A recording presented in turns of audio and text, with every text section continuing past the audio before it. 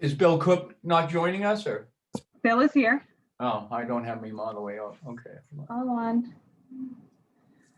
Okay, everyone. Welcome to the Wednesday, March 3rd meeting of the Gloucester Conservation Commission. Consistent with the governor's order suspending certain provisions of the open meeting law and banning gatherings of more than 25 people, this meeting will be conducted by remote participation to the greatest extent possible.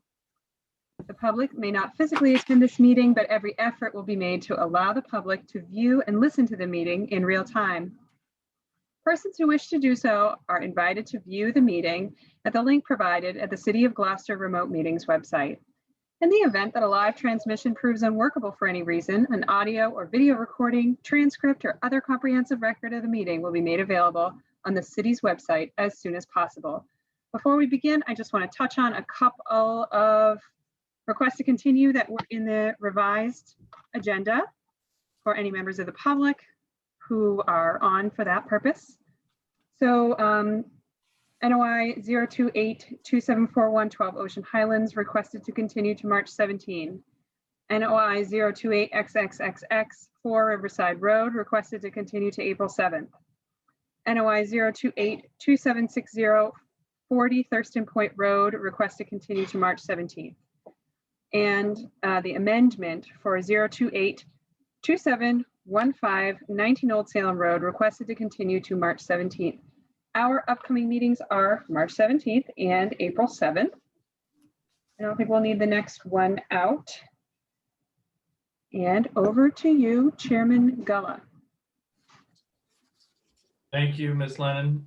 Next up would be our administrative briefing. I would argue you already covered it, but there seems to be something here. There is a new item on the administrative briefing, and it is the request for a commissioner volunteer to the CPA committee. Pam Toby is here to speak, and Pam, I'm going to highlight you and ask you to unmute. If you would turn your camera on, we'll spotlight you. Can you see me?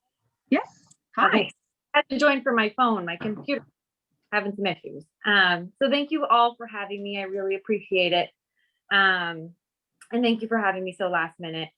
Obviously, this is about having a commissioner join us on the Community Preservation Commission.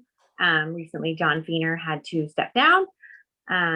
We are just about to start our next application cycle. Eligibility forms are due next Friday. We would welcome anyone. It's a really exciting, great group on the committee.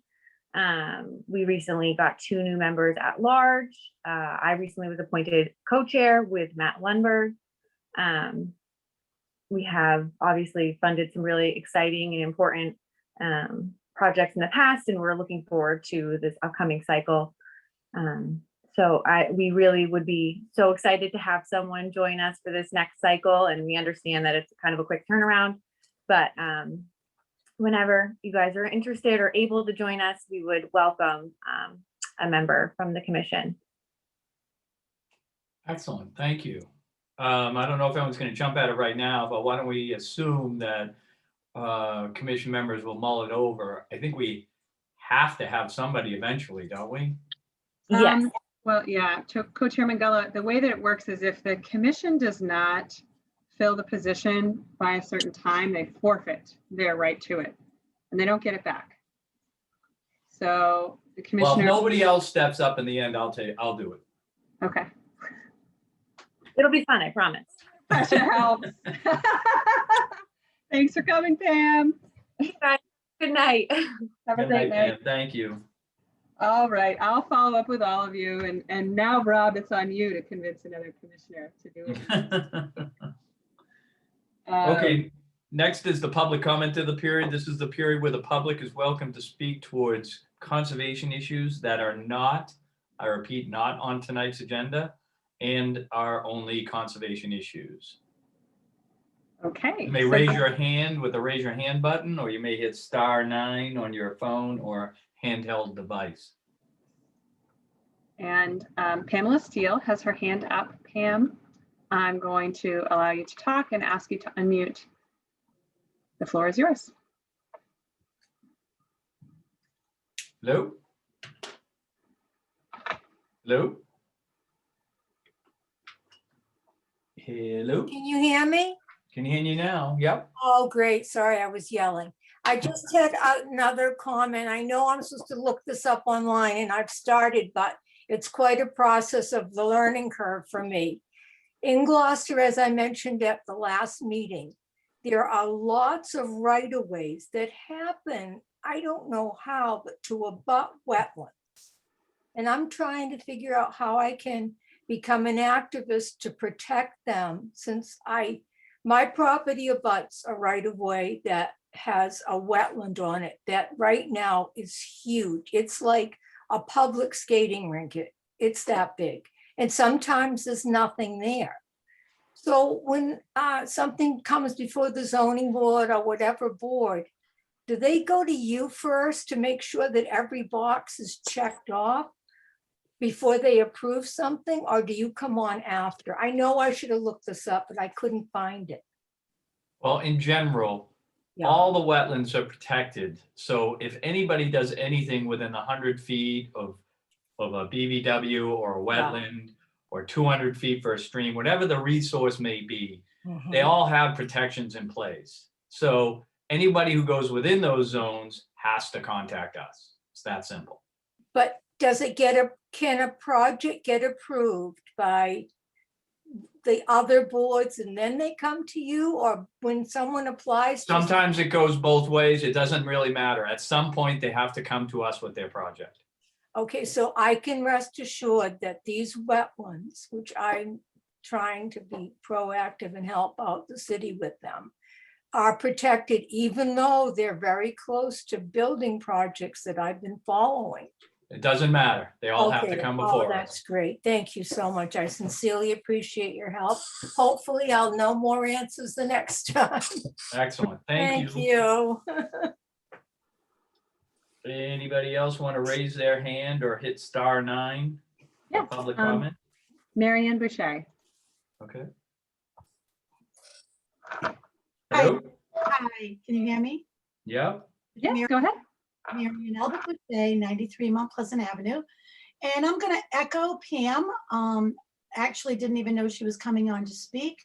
We're at the 2/3 of the way past her wetlands, and it continues on to some of my family property, or not onto the property, but next to the property, and continues down to East Main Street. And I also would like to make sure that nothing gets in the way of protecting. We need to protect this wetland area. So I just want to make sure that that is discussed this evening, further into your discussions. Thank you. Thank you.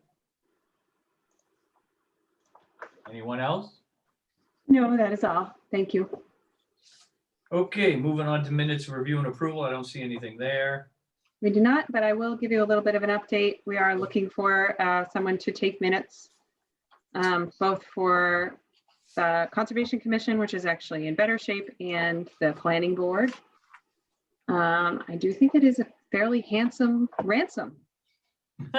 Anybody knows any takers who like doing transcription? So you can certainly reach out to community development on that one. And I was going to add, I didn't say this before, in administrative briefing, I have a new clerk.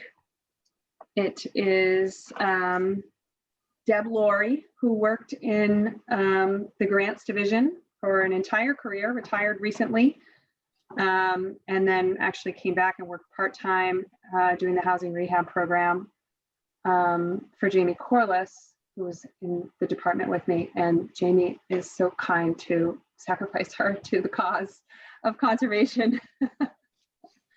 So hoping to move Deb in the conservation office in the next couple of weeks, and I'm very happy to have her there. So it's gonna be good.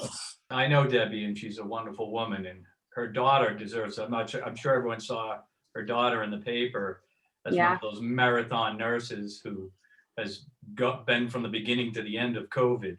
Well, hopefully we're near the end. So special people, good Yes. people. Yes, it's good people. Okay, That's carry on. great. All right, moving on, continued business. We're starting off with NO Notice of Intent 20-2741, 12 Ocean Highlands, RAPA, Wayne Losey, representative. They're requesting a continuation of March 17th. Jackson moves the project at NOI 0282741 at 12 Ocean Highlands be continued to the meeting of March 17th. Carpentier seconds. And a roll call vote, Commissioner Charpentier, Yes. Commissioner Cook, Yes. Commissioner Gradwell, Yes. Commissioner Sargent, Yes.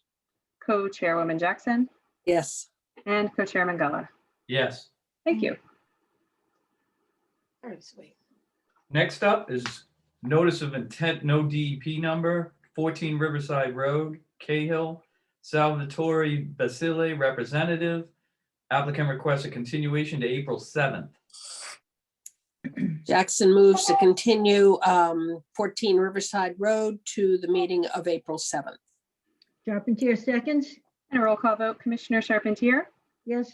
Commissioner Cook, Yes. Commissioner Gradwell, Yes. Commissioner Sargent, Yes. Co-Chairwoman Jackson, Yes. and Co-Chairman Gullah. Yes. Thank you. Next up, Notice of Intent 28-2754, 4 Stanwood Point, Hellich, Mary Rimmer at Rimmer Environmental Consulting representing. Good evening, everyone. This is Mary Rimmer here, and with me also is the applicant, Joe Pellich, and the project engineer, Steve Height, if you have any questions for him. The continued public hearing was, the hearing was continued because DEP had a number of comments.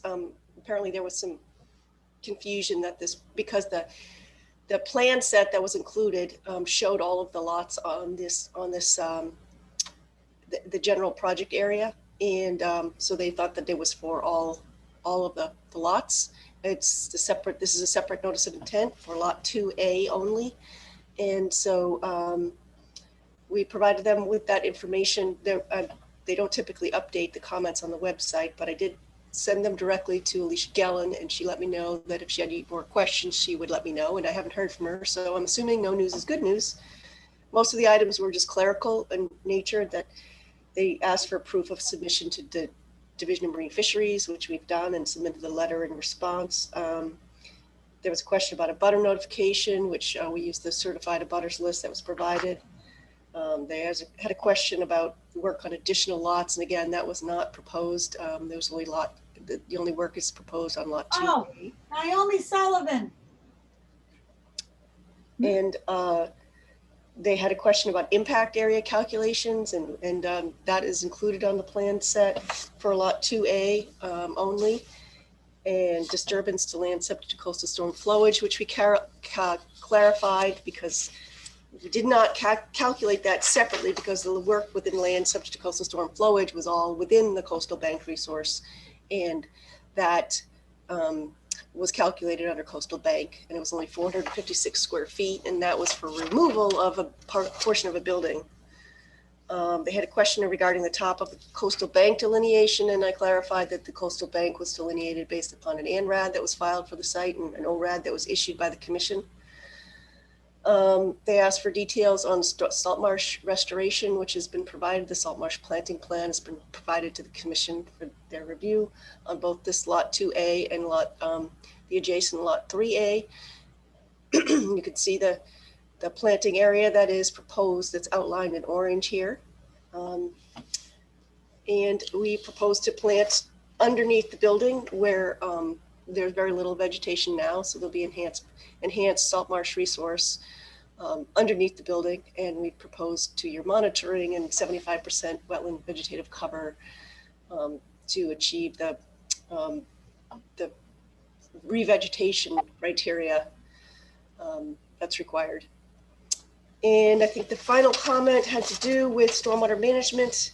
And we again clarified that this notice of intent is for a single lot only. There is stormwater management proposed on the lot, which Steve Height can describe to you if you have any further questions regarding, but it doesn't trigger the stormwater management requirements under the state stormwater management criteria. which is for 4 or more lots, and this is a single lot. And so that's the summary of DEP comments. And the only other thing that was brought up at the last meeting was regarding our proposed landscape planting plan. And we provided a detailed landscape planting plan, which is very, very extensive. Quite an investment in plantings at this site. There's 378 trees and shrubs proposed, all native, all coastal plantings that are proposed around the building and down further on the lot, well, in every direction in the lot, within riverfront area and buffer zone. Yeah. So this is more than adequate mitigation for the 15 trees that need to be removed as part of the construction. So we had proposed that in a typical scenario for a planting plan for a lot within the buffer zone, I think the commission typically requires 2-to-1 replication of any mature trees that are taken down. So we're well in excess of that. And so, we're certainly happy to provide any kind of assurances regarding the overall survivability of the plantings in excess of whatever percentage the commission feels appropriate. But I think 75% of the total plantings on the site would still be 284 trees and shrubs, which is well beyond what would be typically required for mitigation for a site like this. So that's about all. I'm sorry for going through it quickly. I know you have a long agenda, so I'm happy to answer any questions if you have them. Why don't we roll call through, or first, why don't we go to public comments, see if anybody in the public has any comments on this project. The project is at 4 Stanwood Point. So if anyone wants to comment from the public, you can do by hitting the raise your hand button at the bottom or calling in with *9, hitting *9 or for your phone or your handheld device.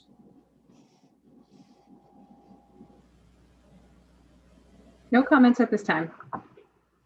Seeing none, hearing none, I'll close the public comment period. Next up would be roll call comments through the commissioners. Commissioners, Commissioner Charpentier. Yeah, I know there are just, 2 lots here right now that we're talking about. I'm just curious, are there going to be more lots developed? So we're just talking about the one lot, which is lot 2A on the plan that you're looking at right now. Right. This is just the over, and you've already approved the plans for lot 3A and 3B to the right. And that's the limit of the lots that are owned by this current Stanwood Point Development Yep, okay. LLC. The lot to the left is under separate private ownership. It's Stanwood Point Realty Trust. So these are the 3, this is the original land was divided into these 4 lots, and these are the 3 for Stanwood Point Development. Okay. That's clear. There will be another filing eventually for the 4th lot, but that's not before you tonight. Okay. Separate, yeah. Next. Okay, Commissioner Cook. No questions this time. They answered everything last week, last Okay. 2 weeks ago. Commissioner Gradwell. Very aggressive planting plan, very nice. Yeah. Commissioner Sargent. I agree that it's a good planting plan. I still would like, a split rail fence or something to prevent people from walking on the salt marsh and the restoration areas, and perhaps some signage.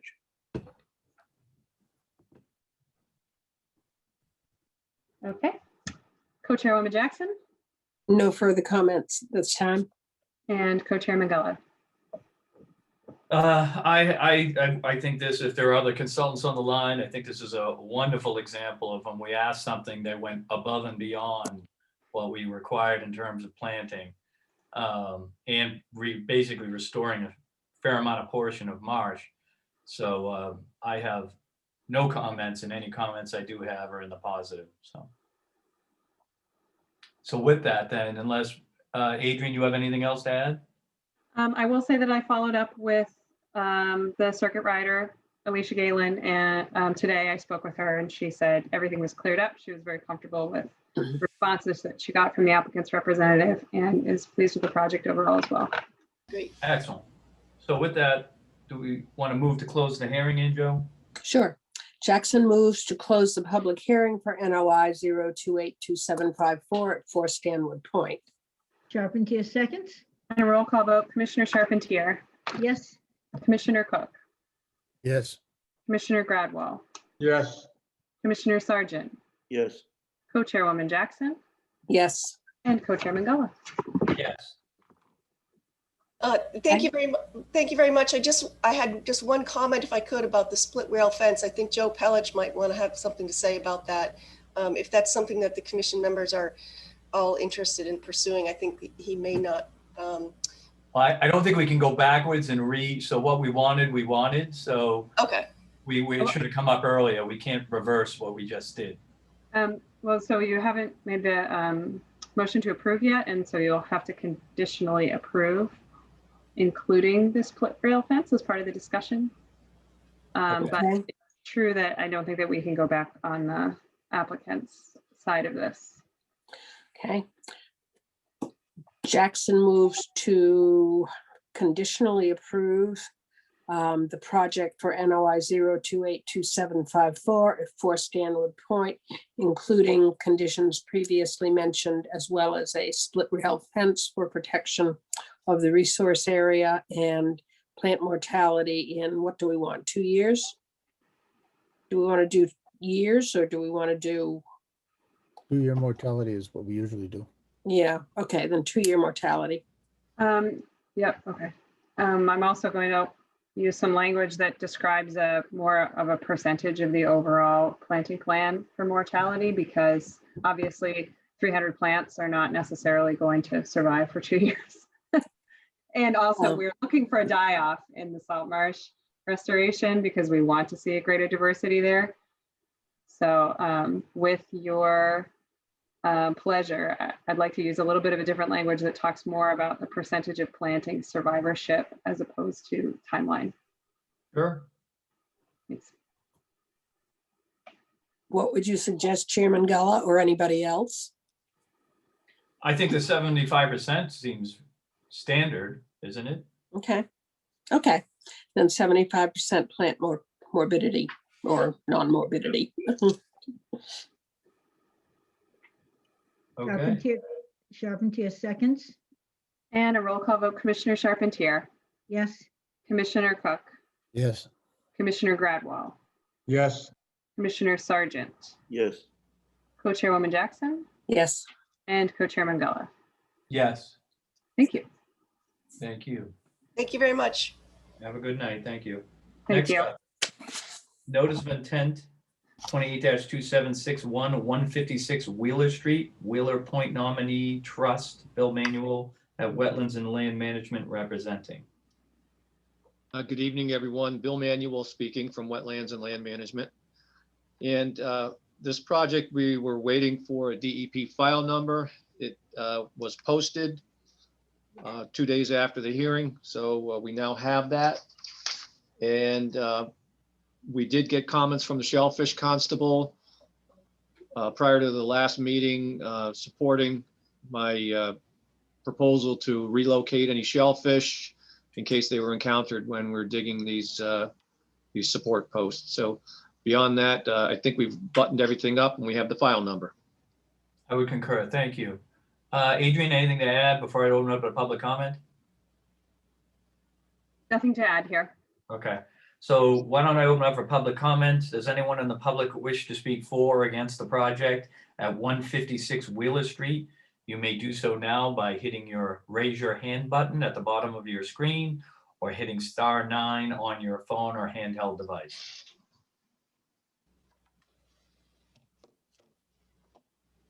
There are no takers at this time. Seeing none, hearing none, I will close the public hearing. Why don't we do roll call commissioner comments? Sure, for comments, Commissioner Charpentier, No comments. Commissioner Cook, No comments. Commissioner Gradwell, I had on my notes that we needed to have a letter from the DMF, and I didn't see it on the file today. Okay, keep going. Let's get everybody's comments before there's a response. Commissioner Sargent, No comment. Co-Chairwoman Jackson, No comment. and Co-Chairman Gullo. No comment. Thank you. Thank you. So cycle back, Bill, Mr. Manuel, did you see something in our notes that we wanted DMF response? Did we already get it or?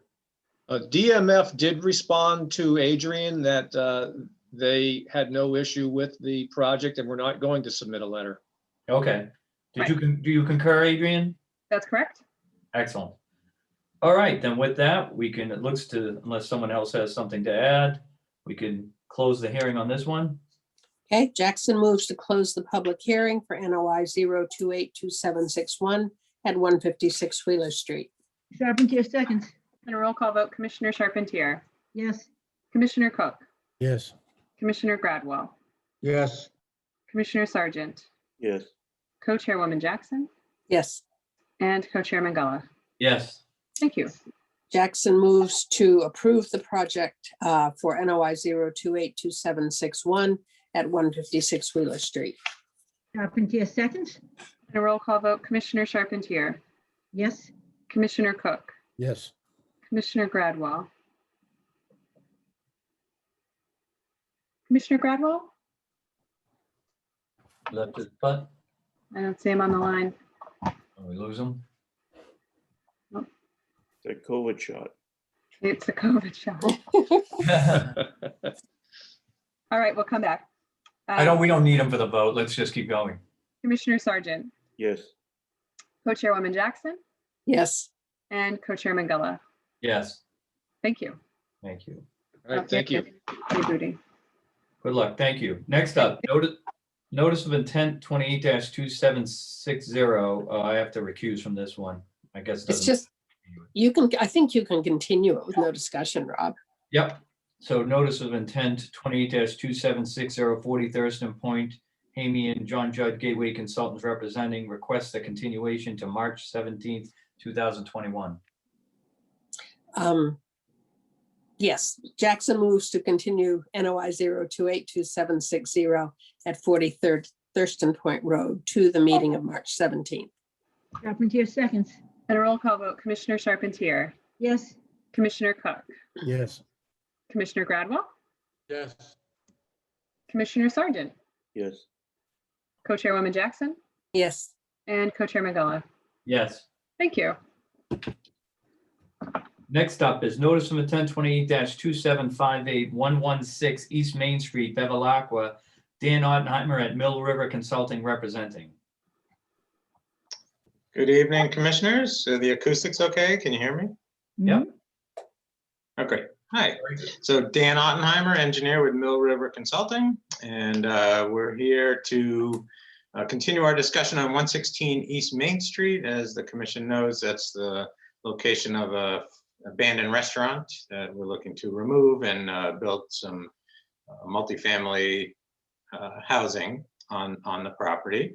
And to refresh your memory on some of the highlights, we're reducing the impervious area. We're providing pretty extensive native species planting adjacent to the stream, as shown in this rendering, putting in deep sump catch basins and this doing a number of enhancements and improvements to the site.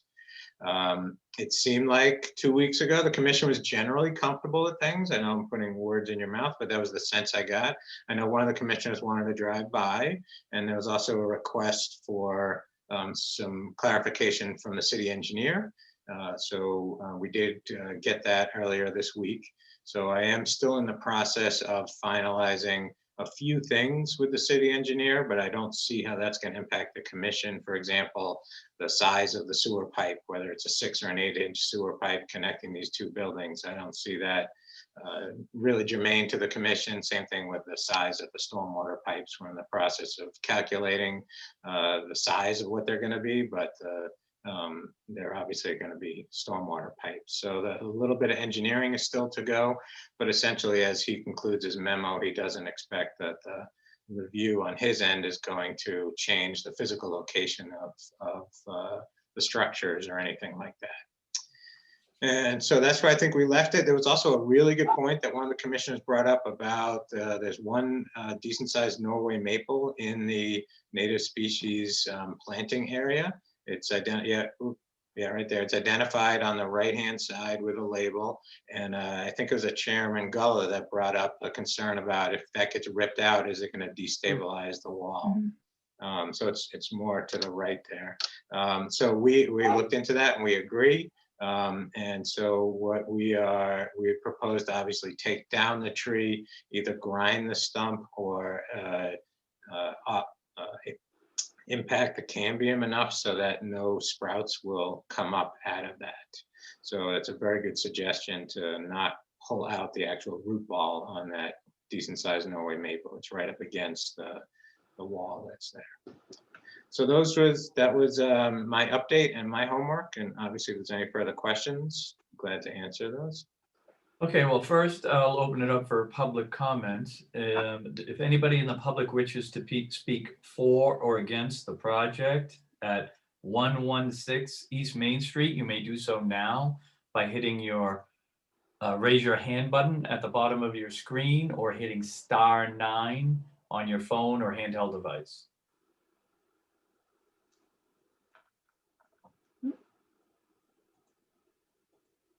Mary Ann Boucher, go ahead. Hi, Mary Ann Boucher, 93 Mount Pleasant Avenue, and also 6 Davis Street Extension. That house, 6 Davis Street Extension, looks down towards this property where there's a lot of wooded area. The stream runs from Rocky Pasture Road and ends down on the opposite side of Richdale, which is the opposite side of the piece of property that you were speaking of. The Caledonia Place was known when I was a child as the rink because at times there can be an incredible amount of water flow. And I'm curious to know with this vegetation that you speak of, that you are going to be either taking out, putting in, I just want to make sure that this doesn't back up or cause any issues with the abutters that are on Chapel Street. I'm 61 years old. I've watched this and I've played in that area. I know that wooded area like the palm of my hand. And I know that you are not going to be doing any blasting, but you'll be chipping away at the rock there. I'm really just curious as to what the plan is for the vegetation and how it is going to support all of the water that does come down that area. As I said, Caledonia Place on the opposite side of Richdale was always known as the rink. So this could make a difference in the water flow. And I just want to make sure that it's thought of. Thank you very much. Thank you. Anybody else have their hand up, Adrian? Yes, Pamela Steele. Go ahead. Hi, I was wondering if you could tell me how close the building that has all the trees right up against it, the plantings, how close is that to the wetland there? Okay, we'll answer all the questions. We got to go through all the questions first, and then the applicant will respond. Thank you very much, because it's very, very wet there. Mhm. Thank you. Thank you. Anyone else? That is all.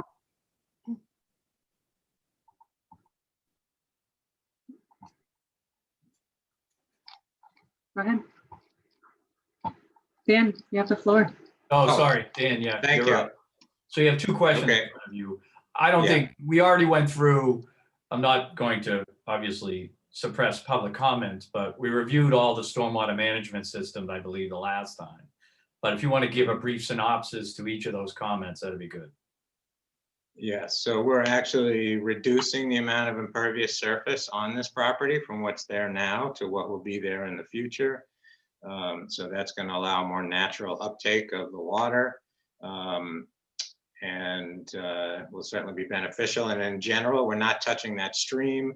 We're not taking down any of the woods that exist off of our property. There is definitely some wooded areas that are part of the school property that we're not going to be going, and also on the Caledonia Place property. This property itself is mostly paved or compacted soil with scant vegetation growth. So I don't expect an impact to the stream that's adjacent to it in the negative. To the contrary, I expect an impact, if anything, to the positive. In terms of that building, it was, it's 15, the closest point of the building is 15 feet from the side property line. Okay.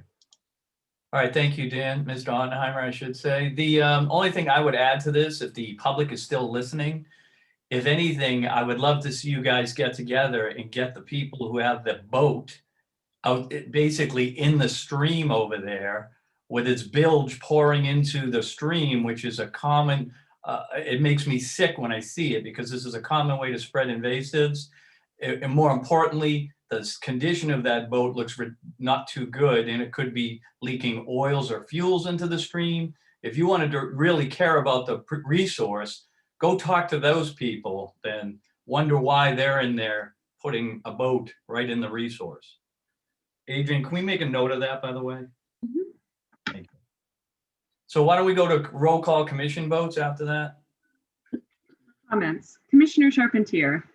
No, I just wanted to say to Dan that I really appreciate the solution for that Norway maple. I was concerned about that. I did a drive-by and I was concerned about that, so thank you. Otherwise, no comments. Commissioner Cook.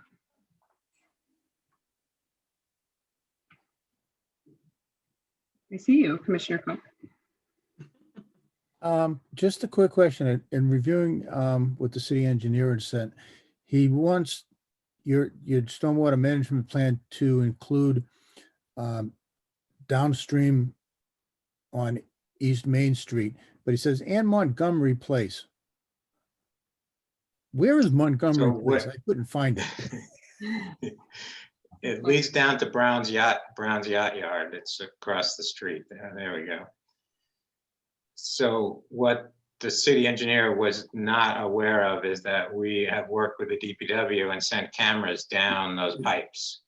So after he wrote this memo, I filled him in that this DPW has already looked at the pipe that heads down Montgomery Place, and they're very comfortable with its condition and its size. Okay, thank you. That was the only question I had. Commissioner Gradwell. Comment. Commissioner Sargent. No comments. Co-Chairwoman Jackson. I also read the engineer's report, and isn't it conceivable that if adjustments have to be made for an emergency vehicle turnaround, that could impact anything that we've looked at? That is conceivable, though I don't think that would occur. We've already taken a preliminary look at that, and we're pretty confident that the configuration we have is in compliance with the fire access requirements. So I don't expect that to be an issue, but to your question, conceivably, yes, it could. Yeah. Okay, thank you. Trigger it to come back to us, correct? Potentially for a minor modification, but I do not expect that. Chairman Gullo. Other than my earlier diatribe, no comments.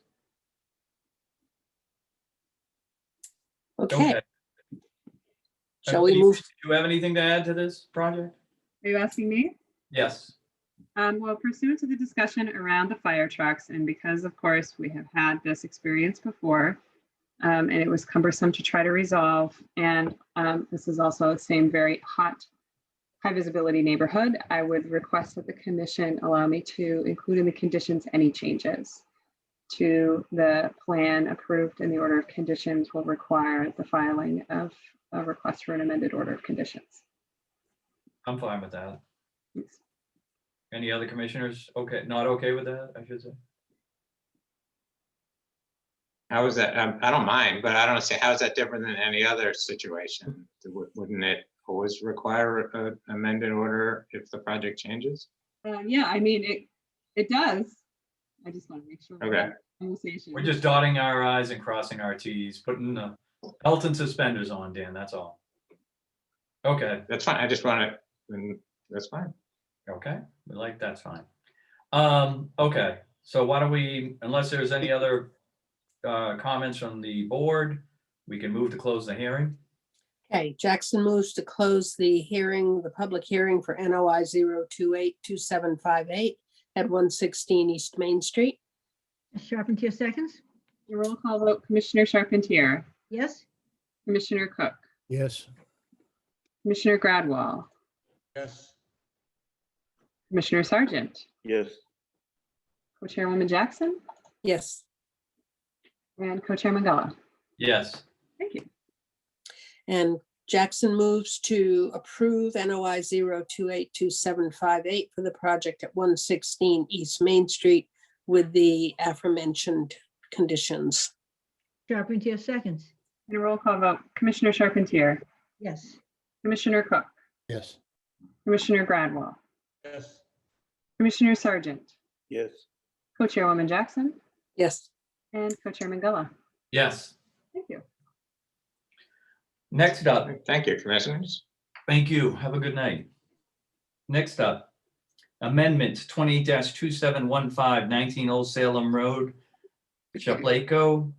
John Judd, Gateway Consultants representing, request a continuation to March 17th, 2021. I'm sorry. Jackson moves to continue amendment 0282715 at 19 Old Salem Road to the meeting of March 17th. Charpentier seconds? And a roll call vote, Commissioner Charpentier, Yes. Commissioner Cook, Yes. Commissioner Gradwall, Yes. Commissioner Sargent, Yes, Co-Chairwoman Jackson, Yes. and Co-Chair Mangala. Yes, Thank you. thank you. Next up, new business, ANRAD 28-2764, 26 Walker Street. Walker, Mary Rimmer Environmental representing. Mr. Laura, Chairman, I this is, think Dan Ottenheimer would like to say something first, so I'll let him go ahead. Okay, thanks, ahead. commissioners. This is a tag team effort on this particular application. I'm just going to orient the commission, and then Mary's going to speak with you about the actual ANRAD. So I wanted to step in as the project engineer for this property to, I guess, just try and clear some air. I think there was some, let's just call it misperceptions in over a year or so ago over some activities at this property. I'm here to share with you, number one, there are, as much as there may have been rumors flying around, there is no master development plan to do anything beyond this property, at this time, beyond rehabbing the existing house that's there and building an auxiliary building out back. So I do want to clear that in case the public or commissioners had thoughts to the contrary. Secondly, I do want to share with you that the owner is going to be preparing an application to you to clean up some of the piles of metal that are sitting on the surface of the ground, to put in some restorative plantings, to fix up the septic system that serves the house that's at the front of the property. So all these things will be coming to you in either the next meeting or the meeting after that. And this ANRAD this evening is an attempt to do things as this commission had suggested way back 6 or 8 months ago, which is to delineate the resource area and then come before you with future activities. So that's what we're doing. And we feel confident. We have everything marked out. Obviously, you're welcome to take a look, and Mary can walk you through all of that. We do also have an RDA that this commission issued about 6 months ago for the auxiliary building to be constructed. And you have not signed off on the building permit for that yet. I think waiting to confirm the wetlands boundaries first. So we're hoping at the completion of this, if you issue an ORAD, that we can then move forward with the auxiliary building to be constructed, because it's outside of any of the resource areas or buffer zones. So that's the background. I don't want to take much more time unless you have any questions. Otherwise, Mary can walk you through the specifics of the wetlands that exist on this particular property. Okay, before Ms. Rimmer kicks in, so for the record, my friend and neighbor owned this property and now does not. So that my recusal prior doesn't apply now, I would assume. He no longer is involved at all. So, and I probably didn't have to either, but I didn't want anybody ever coming back saying I shouldn't have been part of a meeting. So that should have cleared. Next is, I don't think we need to walk through the whole ANRAD step by step here. I think it's this kind of site, I think is gonna require a site visit. I don't know where we are with doing those as far as, I mean, wearing masks or getting out there as a group, but I can tell you right now, I think we can have a brief discussion about the ANRAD and what you found, Ms. Rimmer found, and it's gonna obviously match the plan that you're talking about. Let's go through it briefly, but then let's plan on a sidewalk because it's a big site. There's a lot going on here. There were a lot of quote unquote problems that out of the gate that may be resolved now, but I think seeing it is going to be the best way to really move ahead with this, but that's my opinion at this time. With that, if Ms. Rimmer wants to speak now, you're up. Sure, thank you. And Adrian, if you could load up the ANRAD plan, that would be great while I'm speaking. This is a 25-acre site, a little more than 25 acres. It was flagged in the end of 2019 and beginning of 2020. It is a pretty rugged site. It's got a large farm pond on it in the middle of the site. And the USGS map shows a perennial stream exiting from the north end of that pond. And it continues towards Walker Street, where it meets another stream, a confluence of another stream that's parallel to Walker Street. And the perennial stream continues on to offsite to the east. And then there are wetlands associated with the stream and the pond system. Those are the major systems. There are a couple of other smaller isolated wetlands that are too small for jurisdiction. And but we have flag those as well so you can confirm the size of those. But I would agree that the next step would be to do a site visit, either with Adrian or with the commission or whichever you would prefer, now that we look like we're getting out of the frozen conditions for a little while. We can probably set that up if you are comfortable with it. Okay, thank you. Let me open up for public comment.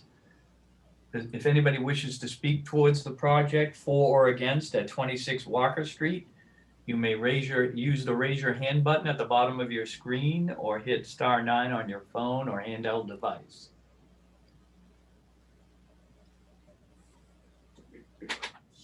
There are no comments at this time. That's a good sign. Okay, then to commissioner comments. Oh, wait, I'm sorry. Seeing none, hearing none, I'll close the public comment period. Let's move to commissioner comments. Sure. Commissioner Charpentier. None at this time. Commissioner Cook. Yeah, Dan, is there any, I'm not sure, Mary, are there any vernal pools or anything in this property? I mean, It is possible that the farm pond functions as a vernal pool, and we're getting close to the time of year that we could make that determination. So, the times that I've been on the site have been in winter, so I haven't been able to confirm that, but it is possible that the farm pond functions as a vernal pool. And we did discuss that, I think with Dan may have discussed that already with the property owner. okay. Yeah, that's really the only question I had, and I'd really be interested in doing the site visit whenever we have it. Sure. Okay, next, who's up next? Commissioner Gradwell. No comment at this time. No comment. Commissioner Sargent. I'm old enough to remember the Newman's Pig Farm. So I also monitored the stream that comes out of that for several years for septic system pollution, and I believe it's a close call if it's perennial or intermittent. And I wouldn't be surprised if there were vernal pools, you know, on that property. That's it. Commissioner or Co-Chairwoman Jackson No comment at this time. and Co-Chairman Gullo. No further comments either. So with that, then I think it's, unless either representative has anything more to add, probably makes sense to continue for a site visit. It looks like next week is going to be, I mean, I know in my yard, snow's almost gone, so that's good. Should be able to traverse it pretty easy, but would be to set up a date and time to do a site walk. Lovely. So are we looking at a continuation to March 17th?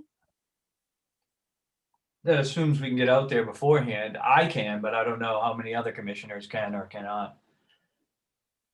Do we want to, who wants to, do you want to send an email around, Adrian, tomorrow and see who can go and when and include the applicant's representatives in that? I'm sure. Well, we'll have to request a continuance date. The only thought that I have in my mind is about confirming whether or not it may be a vernal pool and how long we may have to wait to do that. So you're saying that it may be, we may want to wait longer for us to get into more of the vernal pool season, so to speak, Yeah, I mean, to delineate to, so. yeah, or to confirm egg masses. I mean, it's still too early right now. What do Want you to go to April 7th? Is that, I don't know, Adrian, you know better than me. When is the earliest you would definitely be able to delineate a? Ms. Rimmer, what are your thoughts? So I think that I think I need to hear a little bit from Dan on this as well, because we didn't specifically request in the ANRAD, determination on vernal pool. So that certainly would have to be determined as part of any notice of intent that's filed for the project in the future. But I'm not sure if we want to include that as part of the ANRAD now, or defer the hearing until sometime in mid-April when we'll be able to confirm that, or it's kind of, Dan, you're closer with the applicant at this point, and maybe you have an opinion on that. Right. So let's say parts of the farm pond act as a vernal pool, it would still have the same regulatory setback, wouldn't it? It'd just be a matter of good information to have. Would that be a fair way to phrase it? I don't disagree completely. Because I think unless it's been applied for and certified by the Commonwealth, then the regulatory setbacks would be the same as for a wetland. So I get, my point is, put it this way, I know the owner, she would love to know if part of that farm pond acts as a vernal pool. She's loves the natural environment that's out here. But I don't think it's going to matter in terms of the issuance of an ORAD or anything along those lines, because it's still the same regulatory setbacks, is my understanding. Adrian, any comments? No, I'm comfortable with that. I just want to make sure we have an opportunity to air it out before we settle on a continuance date and then go to a site visit. What I would say is if the commission wraps it up before the appropriate time of year to look for this, we will commit to having Rimmer Environmental go out during the right season and look for this, because I look for egg masses, because I know with certainty that Sarah Walker would like to know that and want to know that. Okay. All right, so we got two things kind of flying independent here. What we're probably going to do is still schedule sooner rather than later then, because it doesn't really affect, we still going to need that designation, but we would like to continue for a site visit. We'll send an email around to get a date and time that works for people. And then separately, at some point in time, we're going to need that designation on the vernal pool situation, detailed down the road. Does that make sense for everyone? So with that, then, I don't know if the applicant's representatives have any more comments. Otherwise, we're going to continue the project. I would probably, I mean, 2 weeks, I can make it in 2 weeks. I just don't know how many people. Why don't we do it for the next meeting out of maybe over enthusiasm that it gets done via everybody's schedules, but why don't we move it to the, what's the next meeting, April 3rd? March 17th or April 7th. We'll move it to the 17th and see if we can get a party out there prior. If not, we'll just have to move it again. Is that okay with the applicant's representative? Yeah, that's great. Thank you. Fine. Appreciate it. Yeah. Okay. Jackson moves to continue NRED no DEP number at 26 Walker Street for the purpose of a site visit to the meeting of March 17th. Charpentier seconds? And a roll call vote, Commissioner Charpentier, Yes. Commissioner Cook, Yes. Commissioner Gradwell, Yes. Commissioner Sargent, Yes, Co-Chairwoman Jackson, Yes, and it is NRAD 0282764. thank you. And Co-Chairman Gullah. Yes. So if you could circulate the, thank you, Ms. Ottenheimer and Ms. Rimmer. If you could circulate an email as soon as you can, that'd be great. Thank you. Great. Thanks, commissioners. Next up, RDA 1682, 35 Rockholm Road, Cyber, Joel Favazza or Seaver. Joel Favazza at Seaside Legal Solutions representing. Good evening. For the record, my name is Joel Favazza. I'm an attorney at Seaside Legal Solutions, 123 Main Street here in Gloucester. I am here on behalf of Andrew M. Cyber, trustee owner of 35 Rockholm Road. And as you saw from the filing, we are here looking for a negative determination. They are seeking to remove 4 trees that have been subject to repeat vista pruning activities, and as a result become a bit deformed and have actually become subject to disease. The plan is to replace those 4 trees, one of which is a non-native, with 8 new trees, all of which will be native species. I believe it's going to be 1 dwarf river birch and 7 beech plum. The dwarf river birch will get to about 8 or 10 feet tall, about 10 or 12 feet wide, and the 7 other trees will be about 5 to 6 feet tall and 4 to 6 feet wide. The idea being that they will not need to be pruned for vista purposes like the previous trees were. Obviously, we are within a buffer zone to a coastal bank, and so we just wanted to come in here before any trees got swapped in or out and make sure that the Concom did not feel that an order of conditions was necessary or an NOI filing requesting one. I'll leave it at that for now. Okay, thank you. I'll open up for the public, to the public. If anybody wishes to speak for or against the RDA for 35 Rockholm Road, you may raise your hand by hitting the raise your hand button at the bottom of your screen, or you may hit *9 from your phone or handheld device.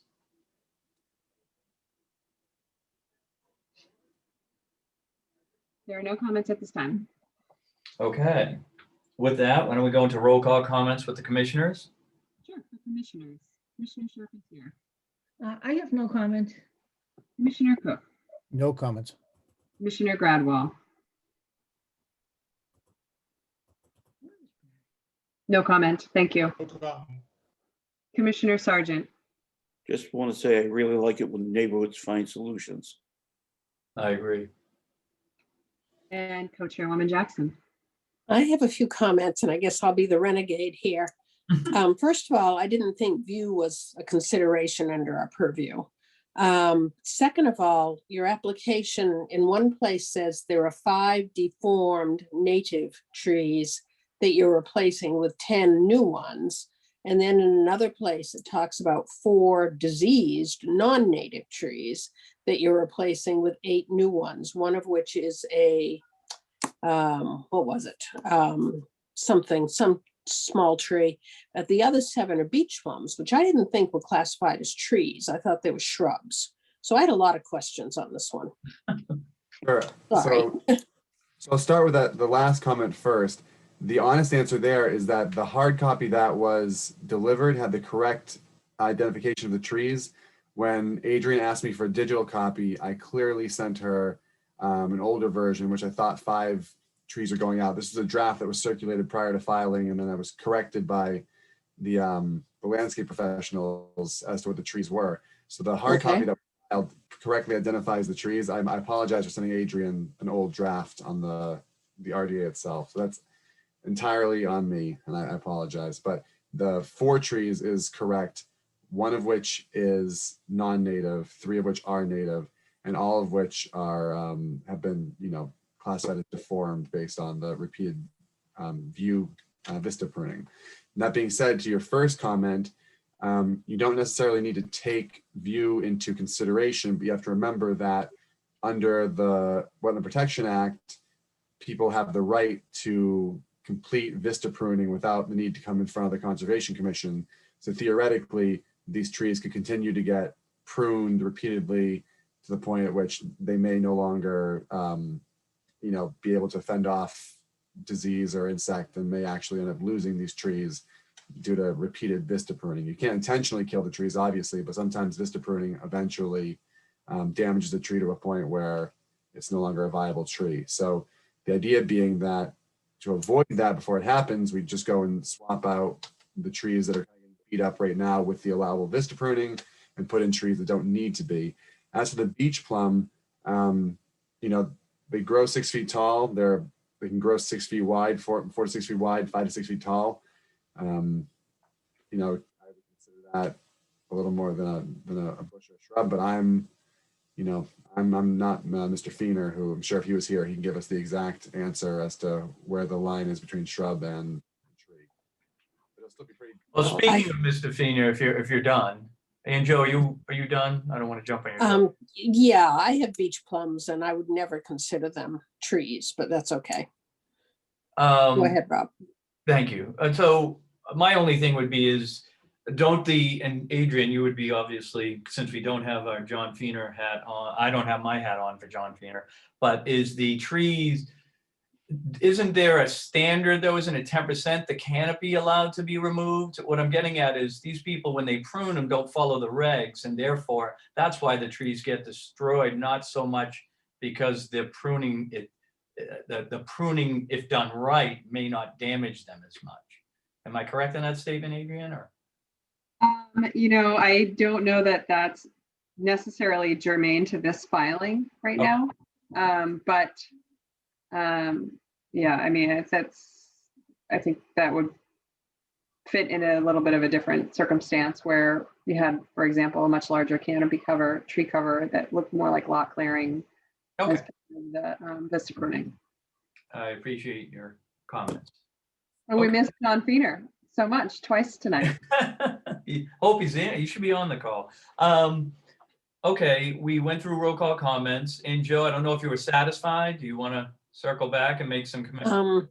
I see 3 healthy trees that are being taken out. I'm not real happy about it, but I'll go along with the majority of commissioners. Well, I mean, I would look at, and I don't know how you feel, maybe can we trade out the plum tree or bushes that the commission feels for truly trees? Would that be that hard for the applicant to do, or?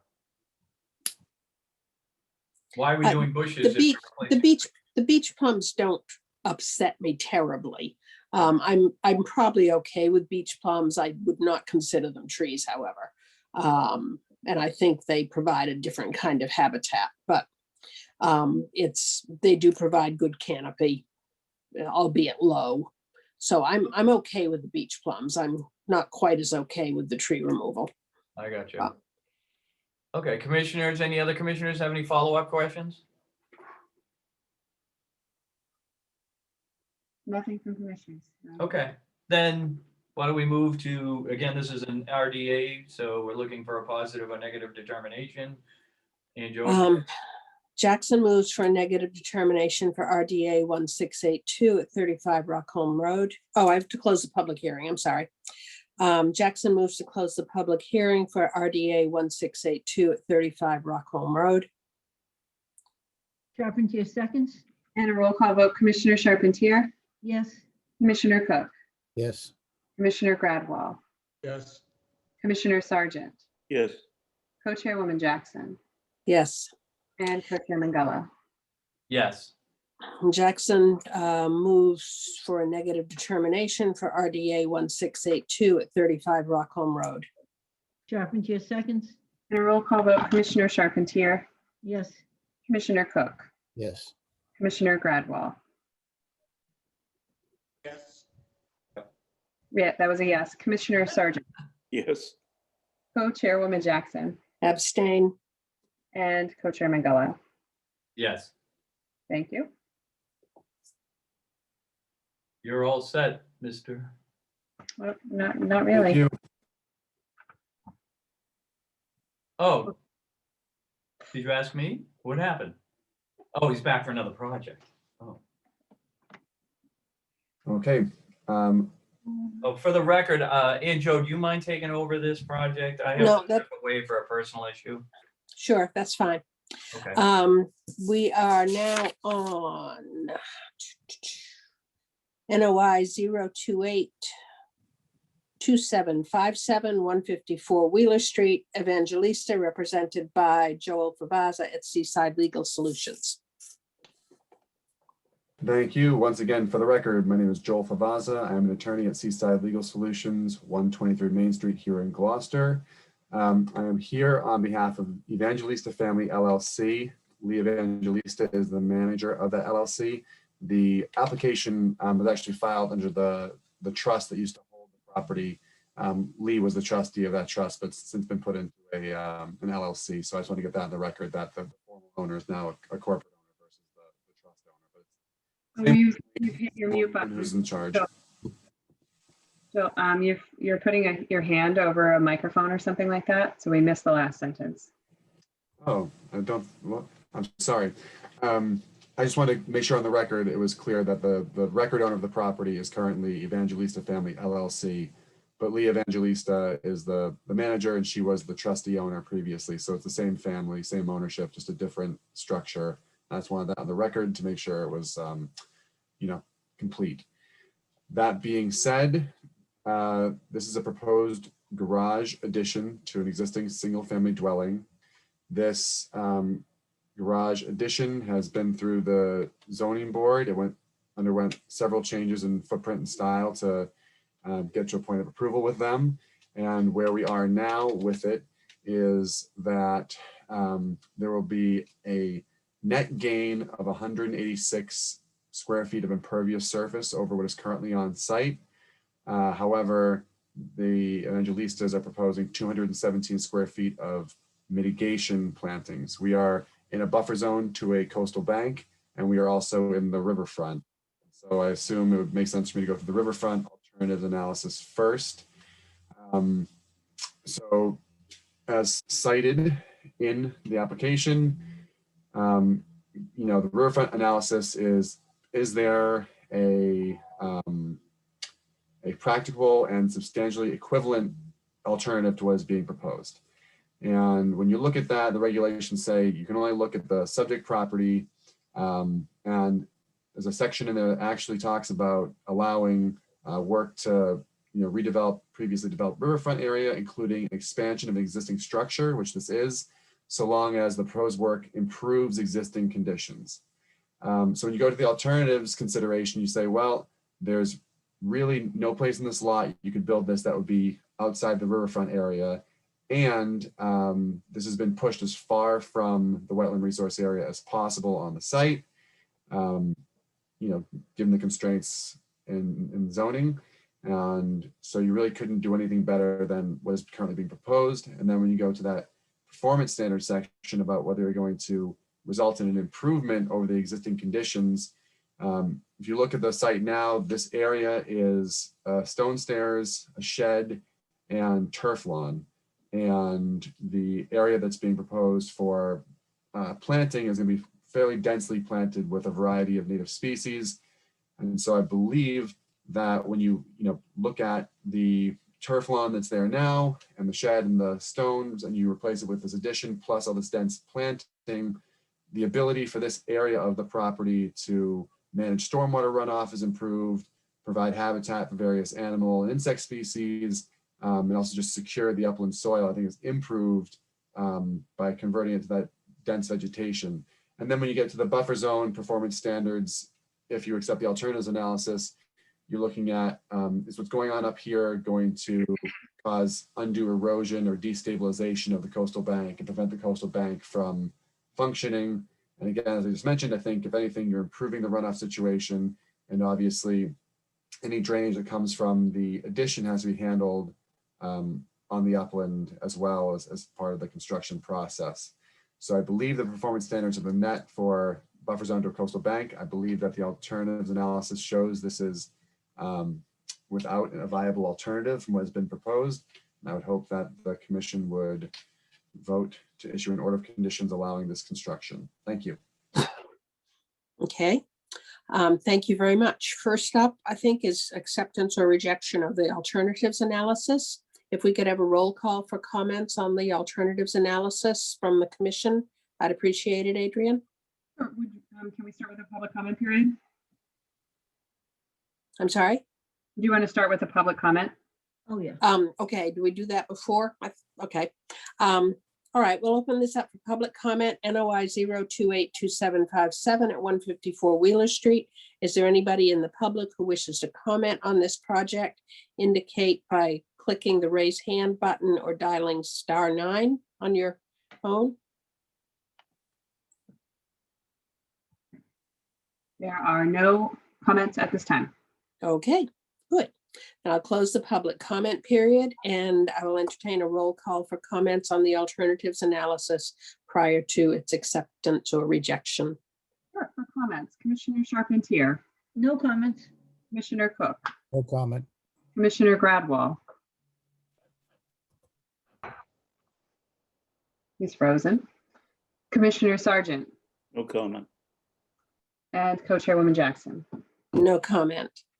I will entertain a motion regarding the alternatives analysis. Charpentier moves to accept the alternatives analysis for NOI No, 028. there's no comment. He's on a very hard time.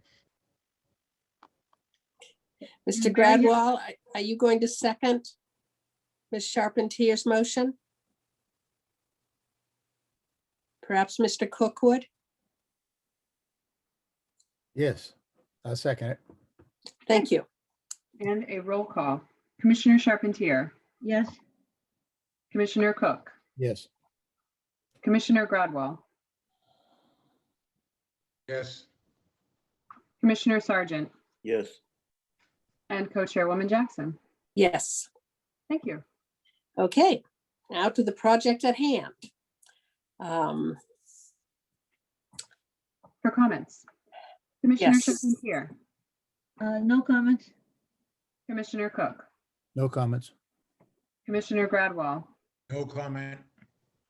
Commissioner Sargent, No comment. and Co-Chairwoman Jackson. My only comment was if you're increasing 186 square feet of impervious in a riverfront area, why are we not doing 2-for-1 mitigation? You seem to be a little under that.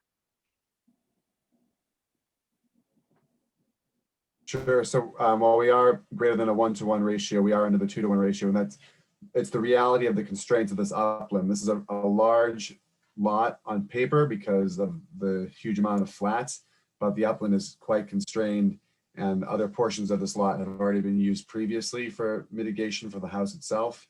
You know, I would just kind of point out that 2-to-1 ratio is kind of an informal policy. It's not a requirement under the Gloucester Wetlands Ordinance or the Wetland Protection Act. And so I think in this situation where we are providing a greater than a 1-to-1 ratio, and given the, you know, the improvements that are being made here, I would hope that that would be sufficient in this case.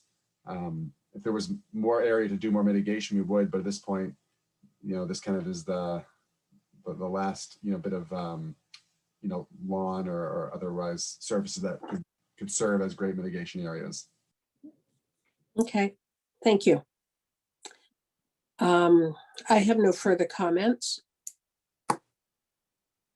Adrian, do you have any comments on this? No, I really have nothing to add. I would, you know, I would contend that I think it's about an I'm not sure that I would say it's an improvement. I think it's about an equal split here, which is fine. You know, that is allowable under the act and the ordinance.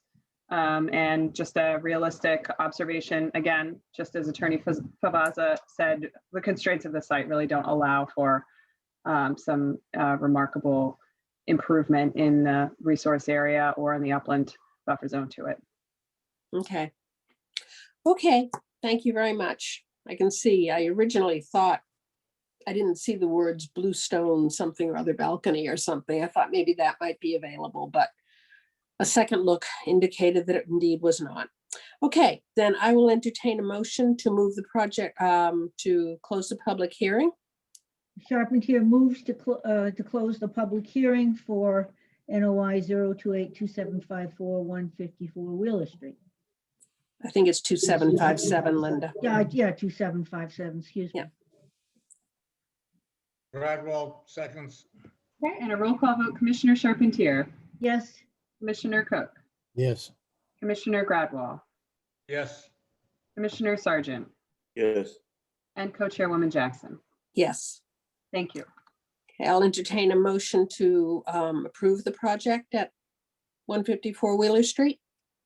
Charpentier moves to approve the project NOI 0282757 at 154 Wheeler Street. Gradwell, seconds.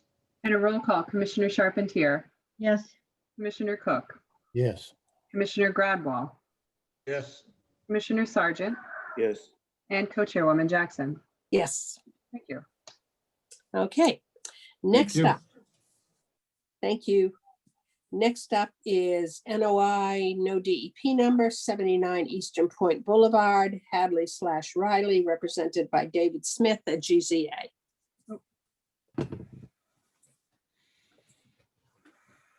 Mr. Smith, do we have you? Yes, you do. Good evening. Excellent.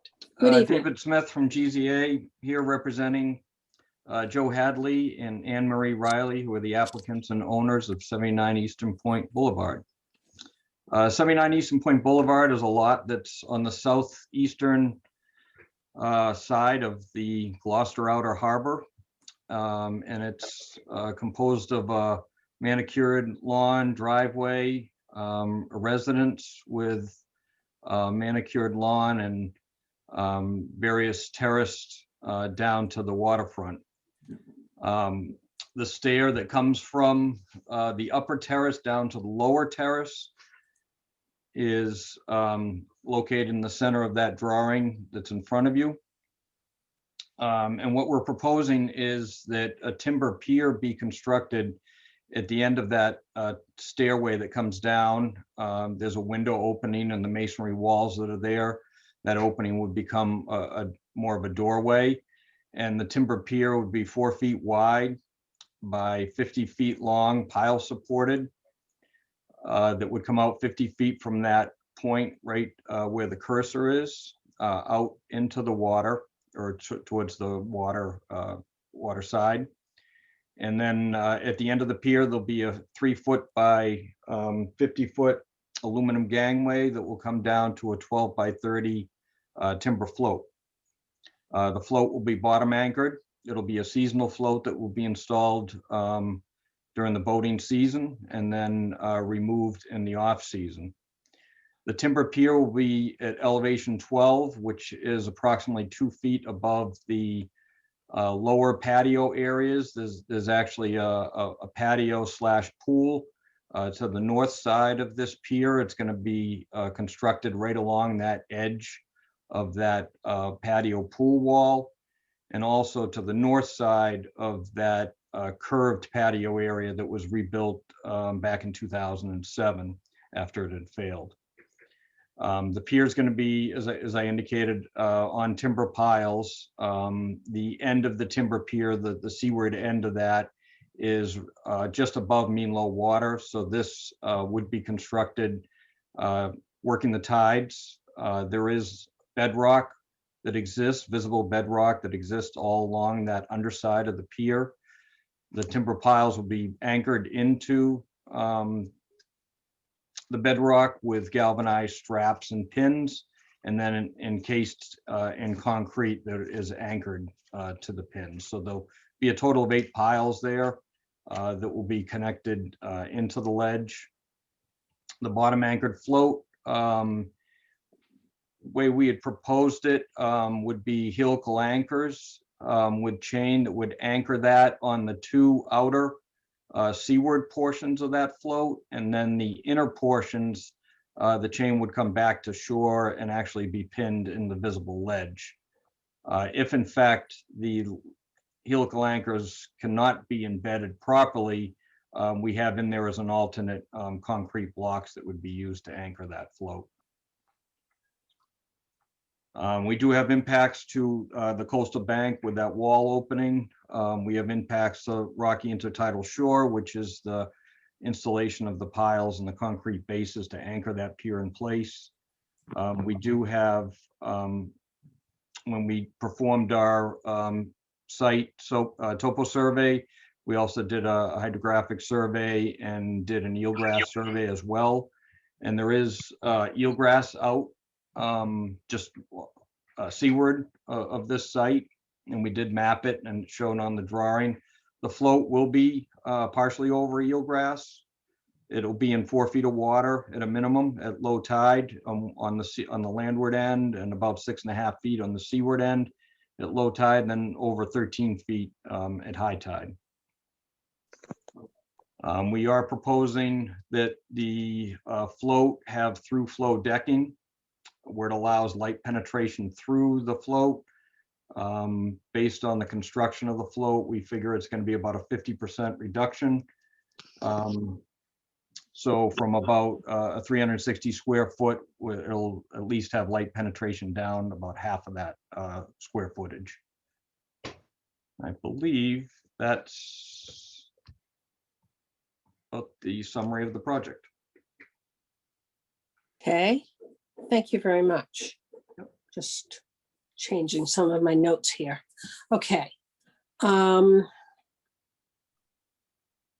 going to open this project up for public comment. Is there anybody in the audience who wishes to comment on the project proposed at 79 Eastern Point Boulevard? You can press *9 on your phone or click on the raise your hand button on your screen. Don't see any comments at this time. Okay, thank you very much. Why don't we go through roll call for commissioners on comments? Comments from commissioners. Commissioner Charpentier. We have another situation here about the size of the float. Yep. Commissioner Cook. Same thing, 10 by 20 on the floats. Commissioner Gradwell. Well, number one, I saw no harbor master report relative to this. And number two, 30-foot, it goes against what I believe, but if it were to be 12 by 20, I might go along with that. But I don't understand how we're considering a float without the harbor master's report. Commissioner Sargent. Yes, I have a number of comments. The wood material that's in contact with the water should be non-toxic to the marine environment. Definitely not CCA. It's not appropriate. The proposed project admittedly will create permanent damage to the eelgrass beds. Didn't see any proposed mitigation. How much draft does the proposed docked vessel require? It seems likely that there will be some additional damage due to prop scouring. Really would like to have Tay Evans from DMF Eelgrass team to comment. She possibly also might have some ideas for mitigation. If you want, her phone number is 978-282-0308. I'm going to stop you there. Mr. Sargent, Extension 168. Mr. Sargent, please don't advertise phone numbers like that on the public hearing. I have to stop you there. So this applicant does have to, is required to file before Division of Marine Fisheries. They have not returned their comments yet. And you can go ahead and continue. That was it. Okay. Okay. Co-Chairwoman Jackson. I would concur with the previous comments.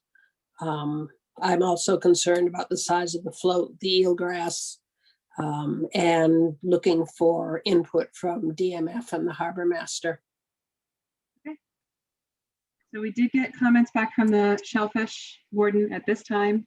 We are still waiting for comments from the harbor master. They did receive the notice of intent. Division of Marine Fisheries did receive the notice of intent.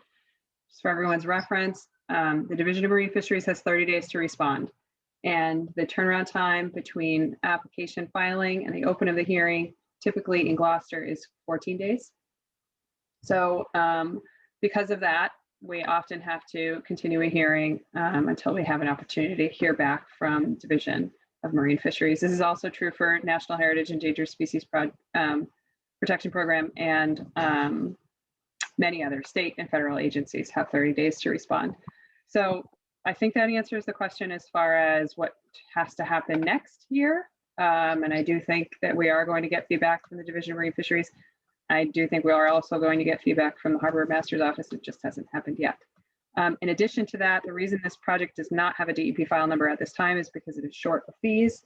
I'm sure the applicant's representative did see that already on the DEP dashboard and can rectify that before the next hearing. That's it. Okay, thank you very much, Adrian. Yep. Okay. Okay, is there anything further that the applicant wishes to say? You've heard our concerns. Sure, I can very quickly address some of these if you'd like. Go ahead. The size of the float is really reflective upon the exposure at this site. I mean, we have direct exposure right to the south, southwest here. The seawall, you know, the owners have been at this place for many years, and we had permitted and rebuilt that curved patio south of where this pier is going. So we have an appreciation of what the damage and the waves are at this site. Even in the summertime, the waves will come right into the outer harbor, and you know, it gets rough there. So the size of the float is reflective upon that. I did, as you can see in that image, there are several floats along that whole eastern point shore. There's about 6 of them. I actually Google distanced them. Half of them are over the size of the float that we're proposing, and half are under. All are very close in size. I think I think the one next door is a 10 by 24 float. As far as wood CCA treated, it has been allowed before. We had that approved when we did the Magnolia Pier project. You know, and it is not, it's still allowed by EPA to be used in the saltwater environment. As far as a vessel draft, there is no vessel at this time that the owners have. If there is going to be a vessel, it will be out on a mooring, and it'll be not berthed at this float. It'll be a short-term tie up for loading, offloading. The main intent of this is for mostly hand kayaks, paddle boards, and to be able to use as swimming. And I think as far as the other comments, I think Adrian summed it up. I have not heard back from Division of Marine Fisheries. I did not get the harbor master letter. I actually didn't see the shellfish letter.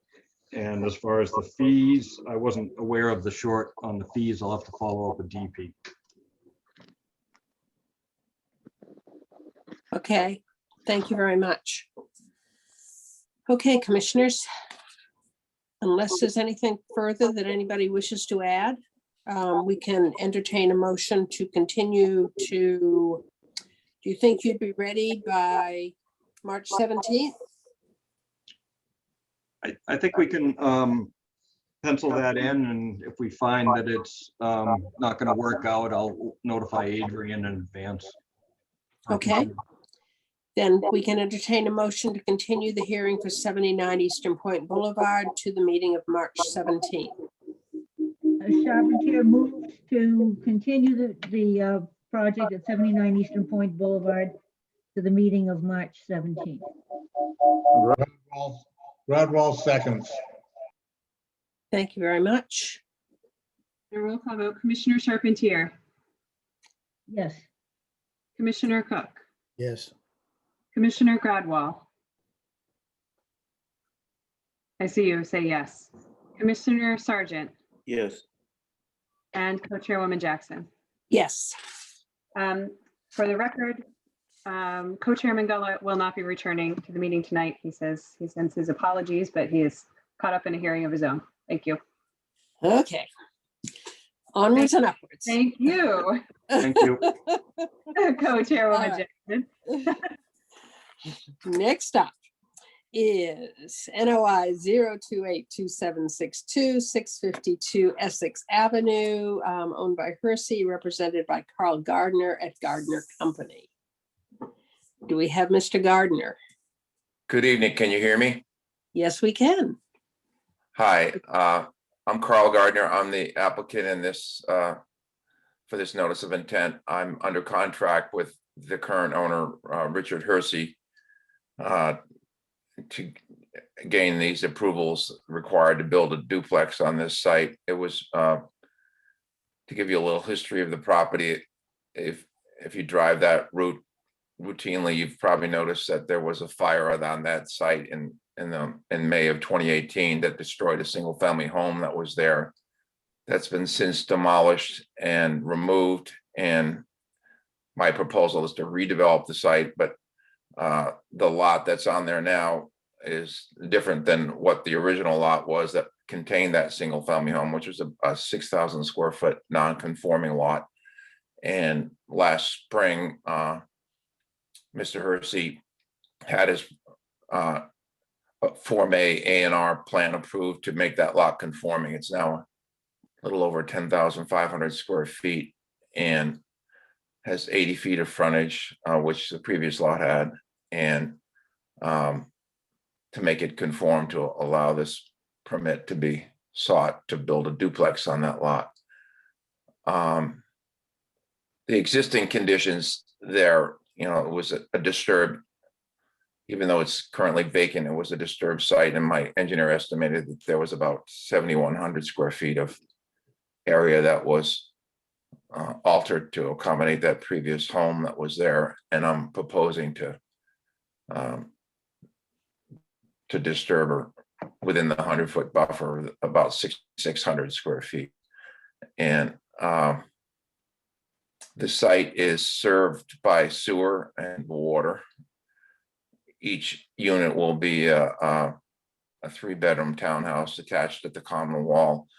The grading is such that it's hard to see the contours on the existing conditions plan, but essentially there's a retaining wall there that was built to hold an existing gravel driveway, and the house foundation is gone, and there's essentially a hole there. And I'd be locating this house, this structure, with a full walkout basement and a full basement with 2 attached single car garages, and then primary living space above, and then 2 bedrooms below with a walkout to the rear to accommodate the change in grade.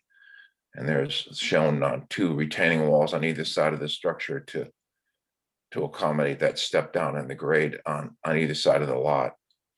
The parking area and the roof on the front of the building would be rooted into 2 Cultec leaching chamber, 4 Cultec leaching chambers underneath the driveway.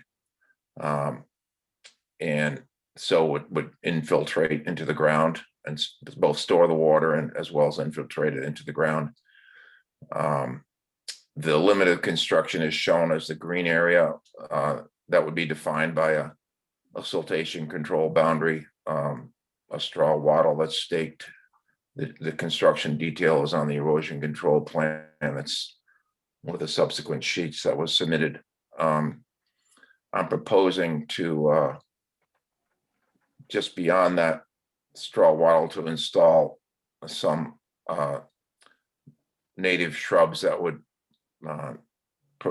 allow themselves to establish more of a natural buffer along that existing bordering with vegetated wetland. I'm proposing to put 4 of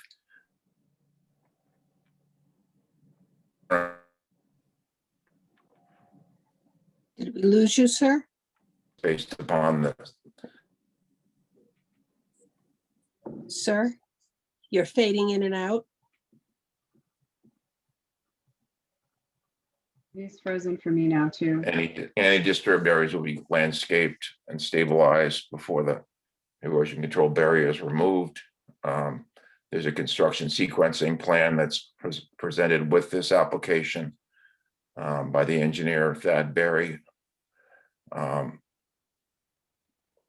Is there any other questions that I could answer? I think I've covered it. Okay, we'll let you know as commissioners bring forth their comments. Thank you very much, sir. Okay, first we're going to open this up for public comment. Is there anybody in the audience who wishes to comment on the project proposed by NOI 0282762 at 652 Essex Avenue? I know we've had at least one comment in writing. Is there anybody who wishes to comment? You can press the raise your hand button, or you can dial *9 on your phone. Joel Swan, you have your hand up. I will allow you to talk and ask you to unmute. Go ahead. Good evening. My name is Joel Swan. I live at 648 Essex Avenue, which is the abutting property to this. I did send in a letter to the commission, which you should have received earlier this week. As background, my family and I have lived on the abutting property now for close to, it's actually our 30th year now. So we've actually watched this neighborhood change and morph and whatever over the past few years. And we're actually very good friends with the couple that were living in the house when the fire happened back in May of 2018. I'm speaking tonight basically in support of this project. I think it will go a long way of healing the healing process for a lot of people who actually drive by and see that charred remain all the time. But I do have some concerns that I would hope would be considered by the commission for possible inclusion in the order of conditions. I won't read my whole letter, I'll just summarize it.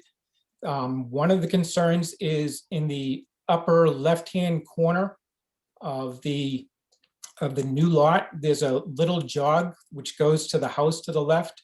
The house to the left is my house. In the past, there was a survey done by Mr. Gardner's, by a surveyor from Mr. Gardner, that the boundary that has historically been point is not with a jog like that, but more of a diagonal. So that triangle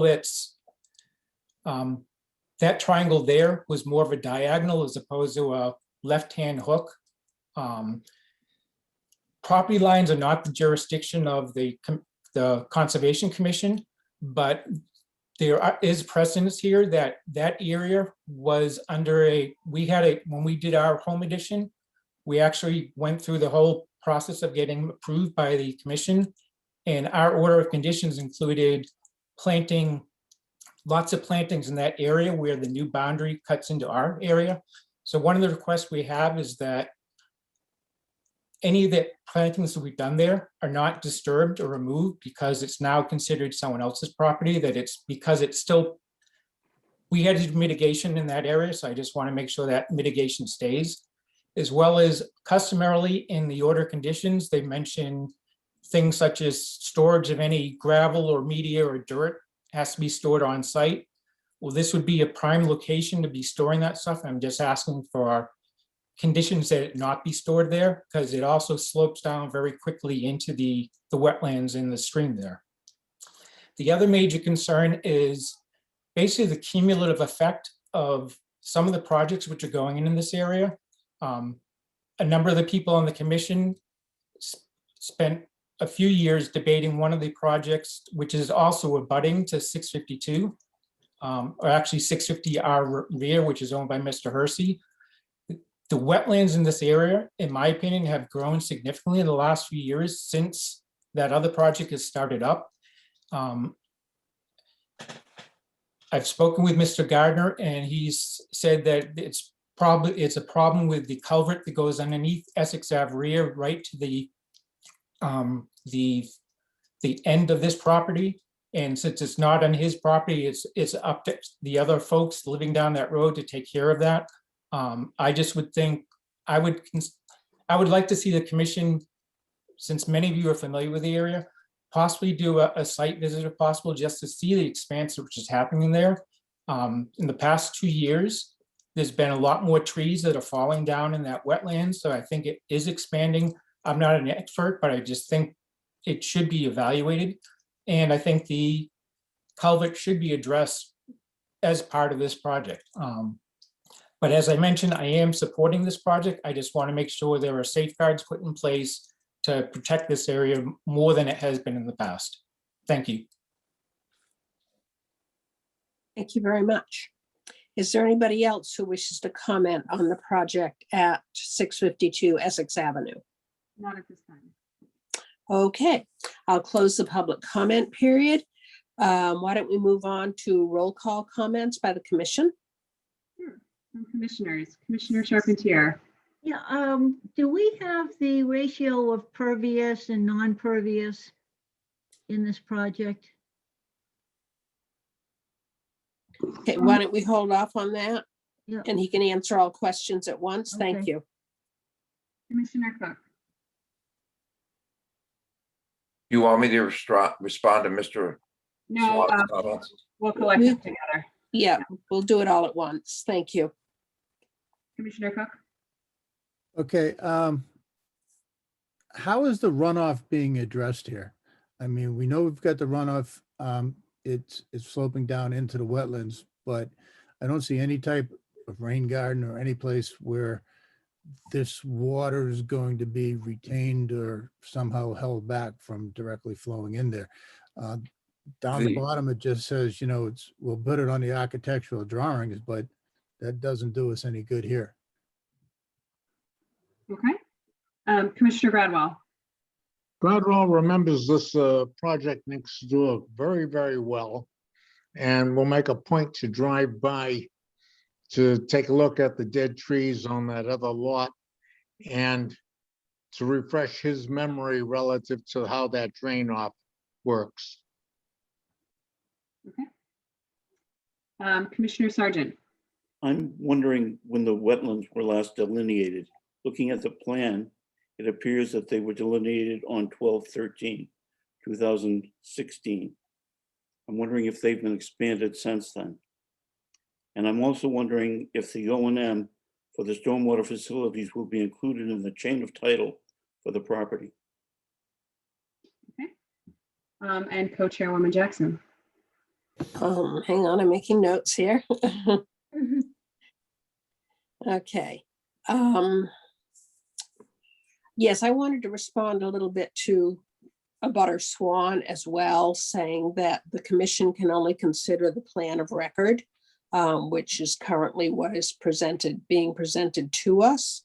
I would hope that you can resolve your concerns with the changed property line and the impact to mitigation and storage with Mr. Hersey, Mr. Hersey. So we have to kind of move forward from there. In addition, we cannot, in terms of the culvert, we cannot go onto somebody else's property as part of this project. That would have to be a separate application. I do respect your request for a site visit. We will see how commissioners feel about that. At least one has expressed an interest in at least a drive-by. So thank you for your comments, sir. We do hear you. Okay, other than that, I don't think I do have any other comments. So, Adrian, do you have comments? I just have one question. Mr. Gardner, have you taken this to the ZBA? Zoning Board of Appeals? Okay, is that your only question, Adrian? Because he has a lot of questions on the table right now. I just, that is my only question. I think it somewhat directs a little bit about how far we really should go down the path of trying to flush everything out. Yeah, okay. Sir, you have a lot of questions to answer. Did you keep track of them? Because I did. If you need help on it, maybe you could provide some responses. Oh, hold on, you're muted. It just popped up on my screen. I wish my wife would love to have a button like that. With regard to Mr. Swan's concerns, I've been aware of his concern about the inconsistencies, is what he views as the common border between our properties. It's not my property, it's Mr. Hersey's property. And I'm not representing Mr. Hersey, I'm representing myself because I'm under contract to purchase the lot, as I stated before. But the survey that Mr. Hersey had done and prepared this A&R plan for was based upon a professional land surveyor, and I've recommended and offered to Mr. Swan to have Rich Lau, the surveyor that prepared the plan, meet with him, and he's committed to do so at some point this week. I don't know if he's been able to meet with him or not to explain his reasoning as to how he came up with that location of that property line. But Mr. Swan is always welcome to hire his own surveyor and to refute that boundary if he wishes to do so. But what I wanted to emphasize to the commission is that his concern about that upper left jog in the property there's no activity being proposed there at all under this notice of intent, and I don't intend to work in that area whatsoever. So there's not going to be any material stockpiled there. There's not going to be any alterations. So that's outside of the scope of this application. That property adjacent to the portion of the property adjacent to his existing home and lot.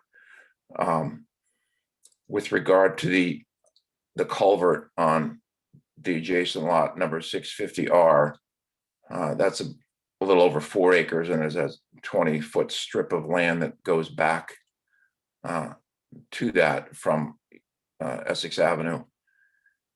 I've observed the culvert that's under that common driveway that serves the 2 existing homes, as well as a total of 4 property owners on that by deeded right. Is an access easement that's 15 feet wide. It's a gravel driveway. I've observed that culvert from last summer through the current conditions, and I've seen it functioning just fine. I've also seen it where it appeared to be partially functioning, where the water would be surging through it and draining properly, but still not adequately enough to allow the water on the left uphill side of it to be drained out completely. It's a 12-inch corrugated metal pipe. It's been measured in the field. The inlet and the outlet inverts have been measured by another engineer, by Moore and Cameron. I've seen it where it under sustained temperatures below freezing, where the water upland of it has frozen over and created such a condition as to not allow the culvert to function in it. Any kind of flow that was remaining would flow over the top of the gravel driveway and cascade down the other side. So that culvert it's well known that it's not functioning in its optimal condition. I found out from Mr. Mitchell, who lives in the first house on the right at the back in the common driveway, that Glenn Wheeler, the person who has the house all the way to the end of this common driveway, he's the one that traditionally plows the driveway, and he also, if it's any clogging is evidenced, when he can gain access, he'll unclog the culvert. So at some point, I don't have control of this property, but Nor do we. Probably, as you stated, should be addressed. Okay, let's move With back regard to to my application and the drainage, if you look at that purple rectangle underneath the parking area and driveway in the front of the site, that to the right of it is a purple catch basin. And also on the site plan are 4 purple dots that show downspouts draining to that catch basin in addition to the surface runoff from the paved area. So that is all being rooted into those 4 Cultec chambers that are bedded in stone and sized to deal with both the 2-year, 10-year, and 100-year storm events to store the water and to allow it to leach into the ground. So that's a, you know, a zero net increase of runoff from the site based upon the engineering's design and calculations, which is provided with the application. I don't know what Adrian was talking about with regard to the zoning board of appeals, what I should be required, or if not, what kind of jurisdiction they would have in this situation. I mean, I don't know the answer to that question. It may have to do with lot coverage or your setbacks. The reason I'm asking is you will have to pull a building permit, and that is not when you want to find out that you need relief from the zoning board. And if you discover that you do, then you should not move forward with the process in the Conservation Commission, because your project may change shape and size dramatically based on how the zoning board responds. So the question is, have you communicated this to the Inspectional Services Department and given them the opportunity to at least evaluate the plan for any possible needs in zoning relief? That's it. That sounds like a very cryptic comment that you know something that I don't know. I just think, you know, if you haven't done it, you should.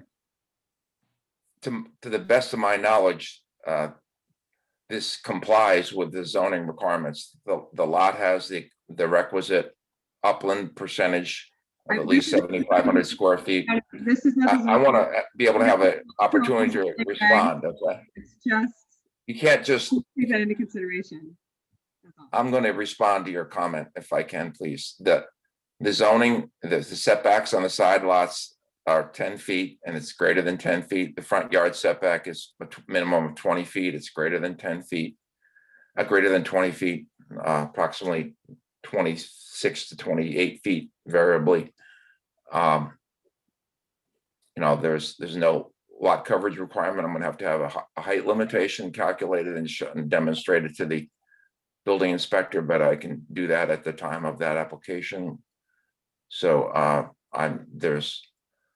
there's no zoning concern here whatsoever. If you want me to take it to the building inspector, which is a separate jurisdiction from this board, I'm happy to do so, but that's not the subject of this application. Well, you don't have to, but you know, just a suggestion. That's all. Okay, thank you very much. Mr. Gardner, if you could respond to concerns about the wetland delineation and the ratio of pervious to impervious surfaces. The ratio of pervious to impervious. Yes, how much impervious surface existed on the lot? How much are you planning to put on the lot? Will there be an increase? We On usually page 2 of the submission from my engineer, the site was developed with a single family home that included 973 square feet, a gravel parking area of 691 square feet, a deck of 475 square feet, a paved access off a common driveway of 80 square feet, a yard that was disturbed by land in the boulder wall of about 4,900 square feet. So that all couldn't be classified as impervious. The total site disturbance of about 7,100 square feet. So the impervious area, paving and building footprint, the duplex would be 2,200 square feet, 2,220 square feet, and the paving area, I don't have the exact amount, but the total land disturbance within the 100-foot buffer zone would be 6,608 square feet. Okay, I can perhaps you could, calculate. perhaps you I'm could sorry. do those calculations for us because we usually require some mitigation for increases in impervious surface. No, the mitigation in respect to the runoff? Or No, in other respect to increases in impervious surface. For example, if you had 1,000 square feet of impervious surface and you rebuilt to 1,500 square feet of impervious surface, that would be an increase of 500 square feet. And we would require at least 500 square feet of mitigation in forms of plantings and stuff like that. Well, I have, I didn't notice that this specifics were contained in the engineer's submission, and that kind of surprises me, but it might be in there and I didn't catch it, but. I didn't necessarily see it. I went through this reasonably thoroughly, but perhaps you could do that for us so that we could have a Sure. little clearer idea. We Certainly. appreciate that. Thank you. Okay. With regard to the wetlands boundary, that you wanted some further information on that? Wondering if the wetlands have increased since December of 2016, and should there be a new wetlands delineation done? The flagging that was installed by Richard Kirby of LEC Environmental in late 2016 is actually still intact. I think that's because of the fact that it was in a protected area, out of the wind and within the shaded area, so it didn't break down from any sunlight or anything like that. So that was delineated, observed at that time by Ken Whitaker, the previous agent, and flagged in the field and then located on a plan. And that's been relocated and put on this plan. I've raised this issue with Aunt Adrian earlier in the process, and frankly, I don't see any benefit in reflagging what's already there. I think Mr. Swan's comment about whether or not the boundary has changed in that shorter period of time because the culvert is suddenly breaking down, I don't think you're going to see a significant alteration to wetlands vegetation and delineation, because it's really a factor of both the vegetation and the soils, where that culvert, as to how long it's been not functioning in an optimal fashion, I can't say if it's been the entire 4 years or what, but it definitely dries up in the summer and there's no flow there, because that's what the way it was last summer. And it took a long time before there was any evidence of the culvert not functioning in its optimal condition. I didn't see that until I saw the freezing occurring in the wintertime. Okay, thank you very much. Adrian, have you seen the site and did you have any additional comments? I have driven by the site. I'm familiar with it. It's pretty obvious from Essex Ave. I have not been back behind it. I have not taken a look at the culvert. I have heard about the culvert. I have explained that it's a separate notice of intent filing to repair the culvert. But I have not attempted to walk the wetlands line on the back of this particular property. Are you planning to do that? I'm trying to figure out how we're feeling about this wetlands delineation, whether it should be updated in light of the fact that observations have been made that it's grown. Adrian? Yes. Can you hear me? I'm sorry. Were you planning to walk it? Sure, I can go walk it if you want. Okay, I'd appreciate that. And then that would give us an indication as to whether it needs reflagging. Okay, thank you very much. Okay, so it's looking like we're heading for a continuation on this. Are there any other concerns that should be brought up before we send Mr. Gardner on his way? Mr. Gardner, do you think you can get all of this done? When would you like us to continue to? The next available hearing date would be fine, I think. March 17th, okay. We can do that. If there are no further concerns, I will entertain a motion to continue the project at 652 Essex Avenue to the meeting of March 17th. Charpentier moves to continue the project NOI 0282762 at 652 Essex Avenue to the meeting of March 17th. And Gradwell seconds. And a roll call. Commissioner Charpentier, Yes. Commissioner Cook, Yes. Commissioner Gradwell, Yes. Commissioner Sargent, Yes.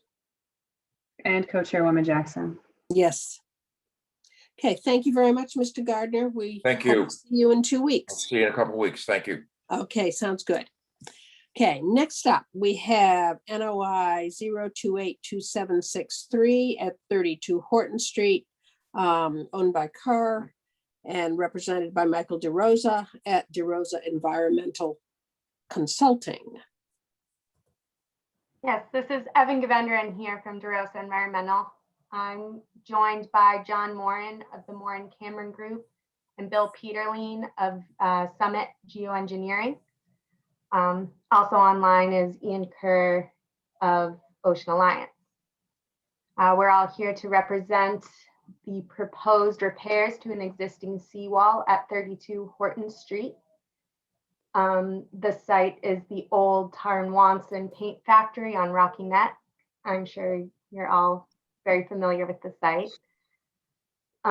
We have filed this notice of intent as a limited project under 310 CMR 1024 as an improvement to a failing structure without substantial enlargement. So the project proposes to, let me just pull up my notes here, to reconstruct the failing eroding seawall. So currently the seawall is constructed of timber and riprap. Yep, there's a picture there, which is eroding, and we'd like to replace it with concrete blocks. The project will be constructed in this sequence. So we will install a silt sock and silt curtain to prevent erosion to down gradient resource areas and to define the limit of work. Then we'll remove the existing timber wall and the existing riprap, and then construct the new concrete block seawall. We will expand the riprap slope on the seaward side. That's for stabilization and fortification. And then a concrete pad will be constructed on the base of the seawall for installation of this gangway here. At the end of the project, all disturbed areas will be restored to the pre-construction conditions. There is coastal bank, which is for the seawall. We don't see any adverse impacts because we're actually improving the function of the seawall. It'll still prevent storm or protection from storm surge and flood control as a result of the project. We are in land subject to coastal storm flowage, but there's no adverse impacts to that either. If you have any questions, I'll leave it at that. Okay, thank you very much. We'll open this project up for public comment. Does anybody in the audience wish to comment on NOI 0282763 at 32 Horton Street? You can press the raise your hand button or dial *9 on your phone. No comments at this time. Okay, then I'll close the public comment period. Let's go through commissioner comments. Sure. Comments from commissioners. Commissioner Charpentier. I was looking at that photograph. I didn't see a wall that needed to be repaired. Did I miss something? Could you just point out where the wall is to me? Because I see a bunch of rocks and then it looks like some grass. Now, I don't see any wall there that needs to Am I missing something here? Okay, why don't we go through the comments and then the applicant's representative can respond to everybody at one Okay, time. thank you. Commissioner Cook. It was the same thing. It looks to me like those are landscape timbers that are just up there designating where the parking area is. It's not a landscape timbered wall by any stretch of the imagination. So that said, it's not replacing the wall, so I'm sure other groups are going to have problems with this. Also, in the new design, it looks like you're pulling it forward about 5 feet.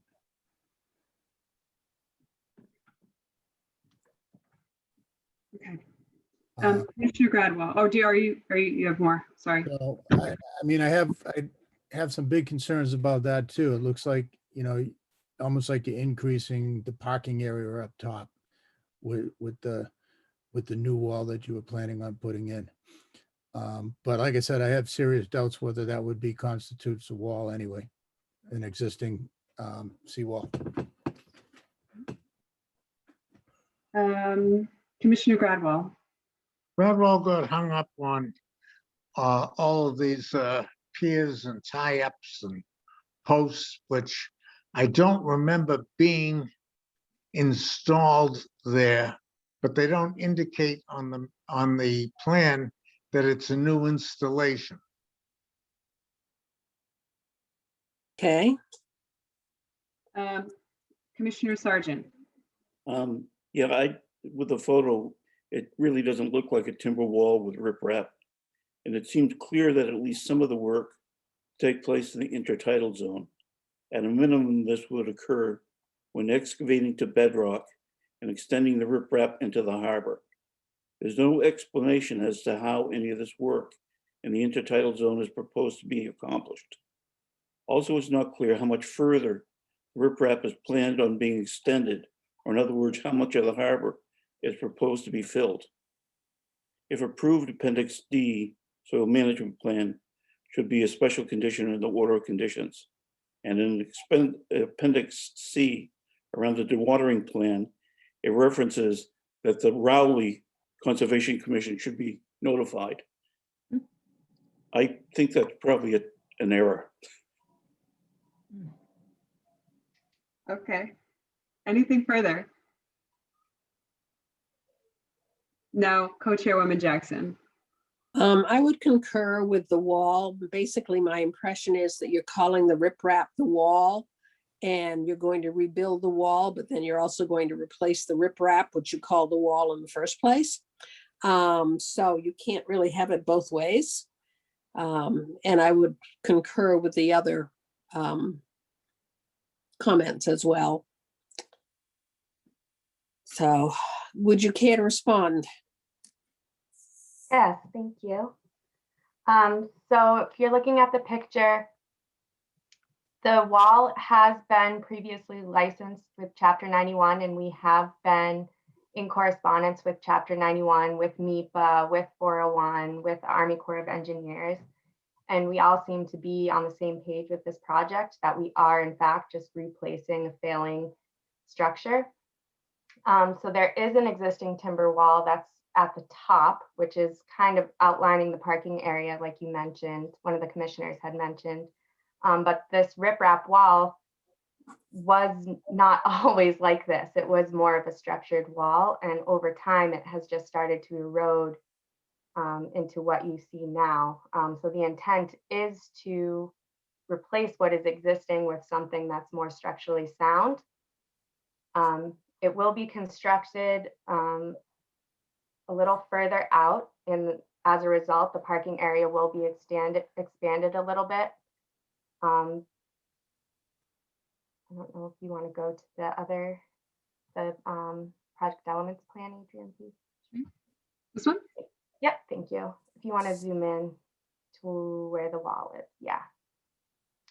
So the actual wall itself will be about 40 feet, linear feet. Yep, thank you. And then the riprap will be extended about 10 linear feet more out there. the floats and docks and piers and pilings were all permitted under a separate order of conditions and a separate Chapter 91 license. Those are not proposed as part of this project. There was a typo with the reference to the Rowley Conservation Commission. I apologize for that. And work within the intertidal zone. I don't know if Bill from Geo Summit Engineering, or excuse me, Summit Geoengineering can speak to that at all. He should be on this call too. Sure, let me see if his hand is up. Nope, I don't see him over there. So this is Bill from Summit. I believe that we had all work happening above the high tide line. Yeah. And so I'm not an expert on intertidal and zones and so forth. So maybe you could elaborate on that for me, Evan. If it's above the high water line, does that mean it's not in the intertidal zone? I don't know that off the top of my head. Right. Adrian, I don't know if you could help with that. So you have the mean high tide and then you also have high tide. And so if you're within the scope of the high tide, then you are in the intertidal.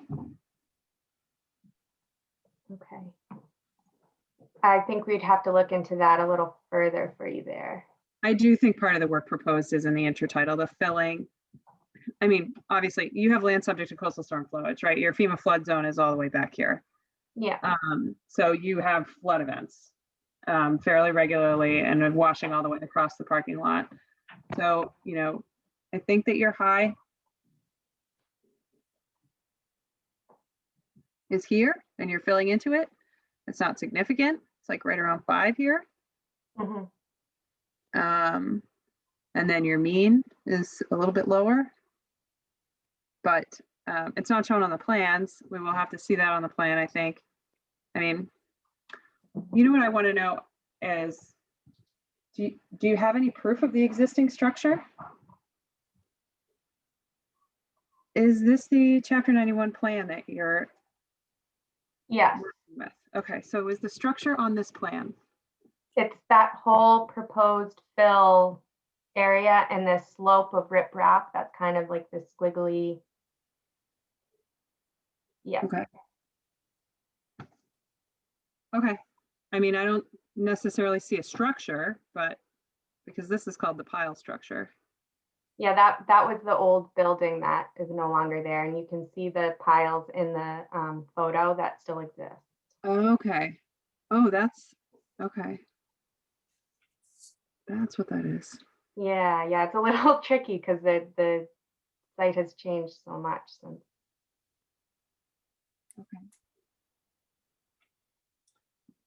Okay. These are the Yeah. piles we're talking about. I mean, so okay. So if these are the piles that we're talking about right here on the pile structure, Mm-hmm. then those are right here. Correct. And there's riprap slope. So there's more toe of the slope. Okay, so this is the toe. And then you have a wall allegedly underneath the riprap. Or that Yeah, has- so that kind of square proposed fill is the edge of the parking lot where the wall gets. Okay, so where the expectation is there's a wall behind this Mhm. fill. Okay, but you're gonna build the wall down here and fill into it. Yeah, so the wall will be where those piles kind of are existing. Right, it will be seaward of the location of the reference wall on the Chapter 91 plan. That's right, right? Yep. I don't know if we can flesh that out totally as a limited project to repair an existing wall because we're building a new wall in front of an existing wall. Okay. I just am curious, you know, I'm sure you can work this through. You have a whole team of people who can respond. Okay, so where does this leave them? Can they amend or fix the current application? They have to do a different application?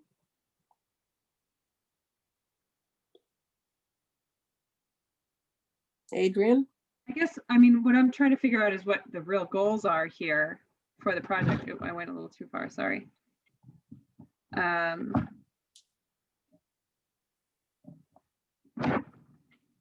Wow. right now we have a heavily eroded bank that we expect more and more people to be coming to this site as the new innovation center is, you know, transforming.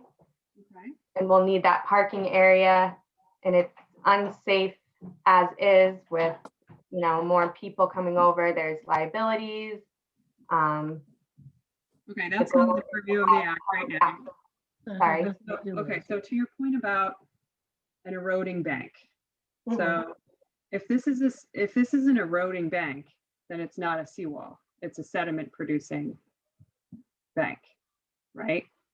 So this is another place where the application is calling this project two things, two parallel identities.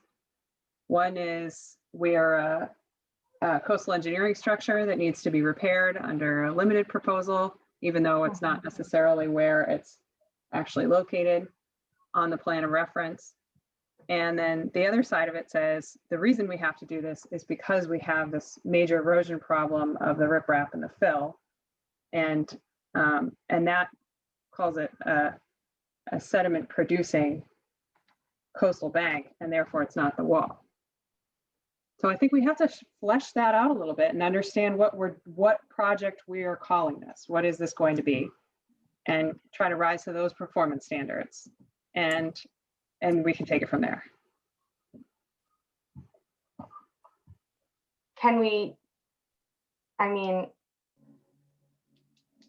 the existing seawall is now crumbling, right? So is that? So my understanding is the existing seawall has fill in front of it. Okay. Isn't that what we just discussed? Right? This is the existing seawall. That's where it is shown on the Chapter 91 plan of reference. That's where we agreed that it probably was located underneath this fill at the edge of the parking lot. And we're building a seawall seaward by 7 or 8 feet. I think Ian Kerr, the owner of the property, is on the call. Ian, if you could raise your hand and help us clarify that, I'd really appreciate it.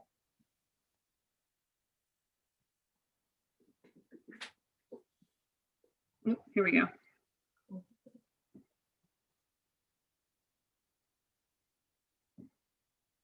Go ahead, Ian. Thank you. Hi, can you hear me? Yes, this is great. So the reality is, bear in mind, I'm a biologist, so I won't necessarily get the correct terminology here. First of all, I don't mean to be rude to Evan, but this has got nothing to do with parking. I actually want to put a building there, so I'd like that gap to be wider.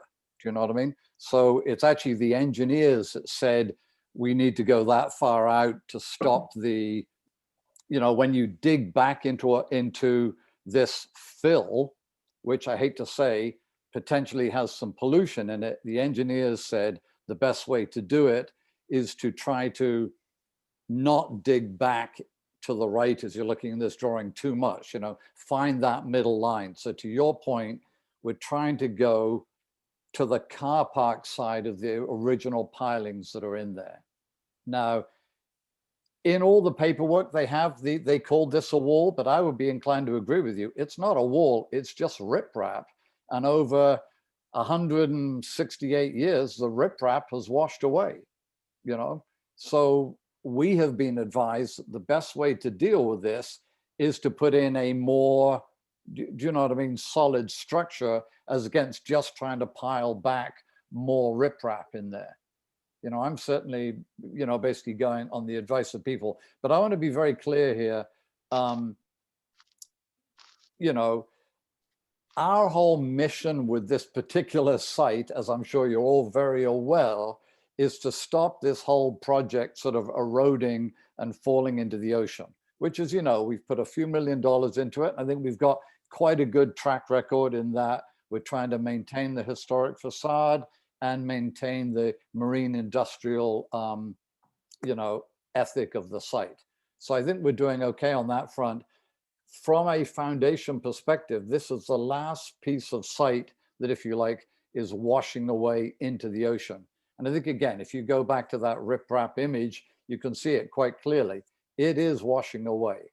So our goal is to stop this washing away, as you can see it from there, and again, make sure that there is a, and I forget the correct term, there is a listing on the site with reference to pollution that was left behind by the industrial nature of the site.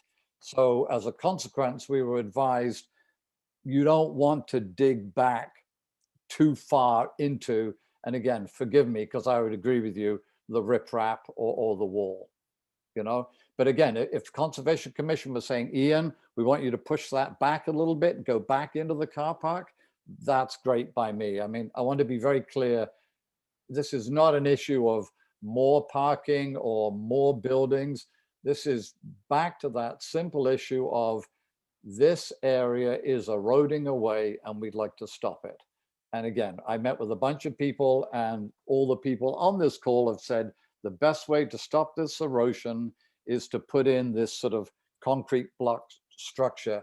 Bear in mind, ultimately, I don't think you're going to see that concrete block structure, because ultimately I want to put the buildings back that were there. So again, if you're, it's hard to see now, but where you are with the red line, there was a building there, okay? And that building basically, I hate to say, fell down, and we were given a demolition order.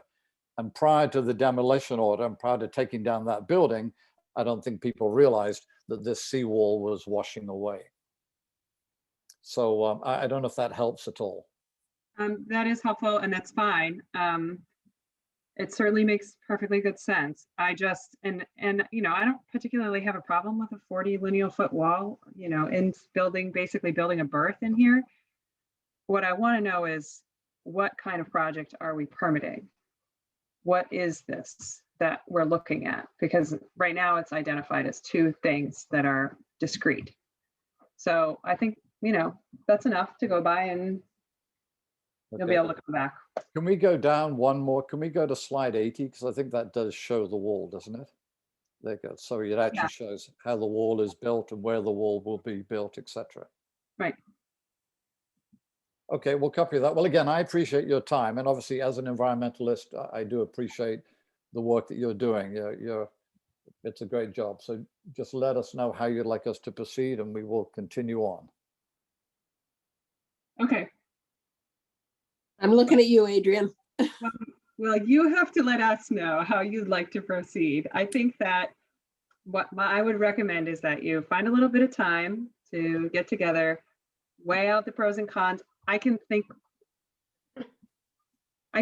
spin this up a little bit, and I can understand how this came together as it is. And I see what's going on here. But I do think that it needs to be cleaned up to be permitted. So maybe take a little bit of time to try to decide which direction you want to go in the way you're going to represent the work that you have proposed. And I'm sure you can come back with a revised vision that will look about the same. Okay, and can I ask you quickly, just so I fully understand it, it's the terminology as to whether it's repairing a wall or whether it's repairing riprap. Remember, yeah, generally speaking, yes. Yeah. Okay, good. All right, because as I understand it, I think part of the issue we've got that I'm sure you deal with a lot is historic nomenclature that was used many years ago. So we're adapting language that was taken from previous permits where they called this a wall. I don't think it's a wall. I think it's riprap. You Well, I mean, I do think you have a wall behind the riprap. Well, okay, I Yeah, don't know, yeah. actually.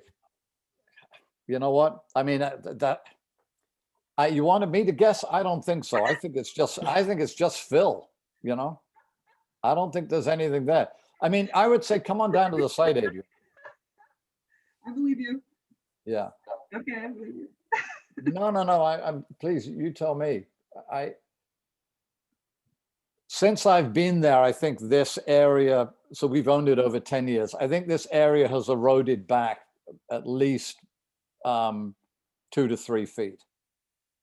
If Yeah. that makes any sense. believe that. Now, I will tell you something that's quite interesting, Adrian, just FYI. You can't look to the right, but you can just see the edge on the very right of the photograph. You can just see a wall. And what was fascinating, to the right of that, we dug a clean utility corridor. And halfway through that, in the middle of that clean utility corridor, was a wall. Yeah. So, I mean, you know, so this site is obviously full of, Yeah, I mean, this, this is all.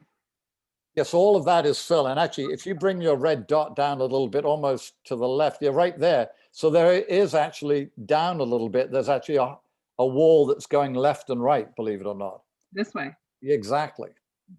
Which, so again, I mean, certainly I think it's back down to nomenclature, but I appreciate you letting me speak here, because the goal here, I don't care which way you want me to go.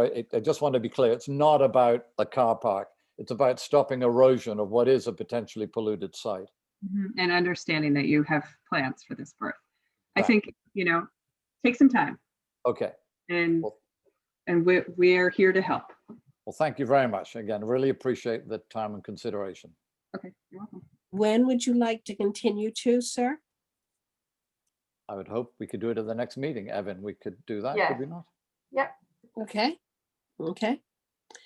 In that case, is there anybody else who wishes to comment on anything before we continue this? Okay, hearing none, I'll entertain a motion to continue the hearing for NOI 0282763 at 32 Horton Street to the meeting of March 17th. Charpentier so moves. Gradwell seconds. Thank you. Commissioner Charpentier, Yes, Commissioner Cook, Yes. Commissioner Gradwell, Yes, Commissioner Sargent, Yes. and Co-Chairwoman Jackson. Yes, Okay. thank you very much, people. All right. Have a Okay. good night. Thank you all. Thank you, you too. Okay, is there any other commission business?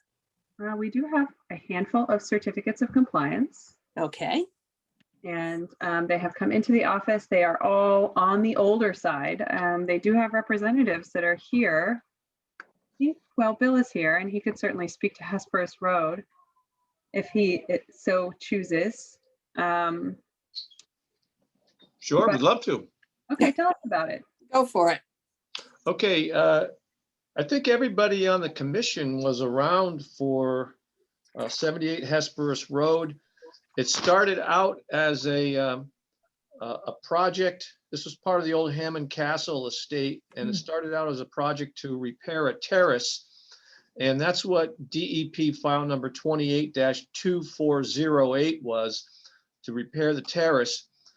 That work started, but then it stopped for a while, and project plans changed, as they did so many times in the ensuing years, and were amended. And basically all the work that was approved under 28-2408 was subsumed by future work.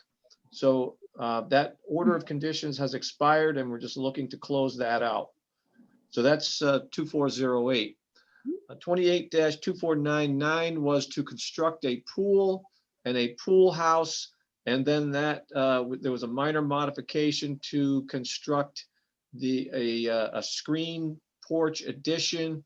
And then there was another minor modification to construct a sports court. And all of that work has been done. The only change is that the pool house that was connected to the pool was not built. The screen house was constructed slightly smaller than was approved. And the sports court was constructed outside the buffer zone, but apparently there was a little bit of riprap added that strayed into the buffer zone, but it's on the order of 90 feet away from the top of Coastal Bank. Everything is stabilized out there. Really, construction's been done for about a year, and so we're just looking to close these two out. Okay, thank you.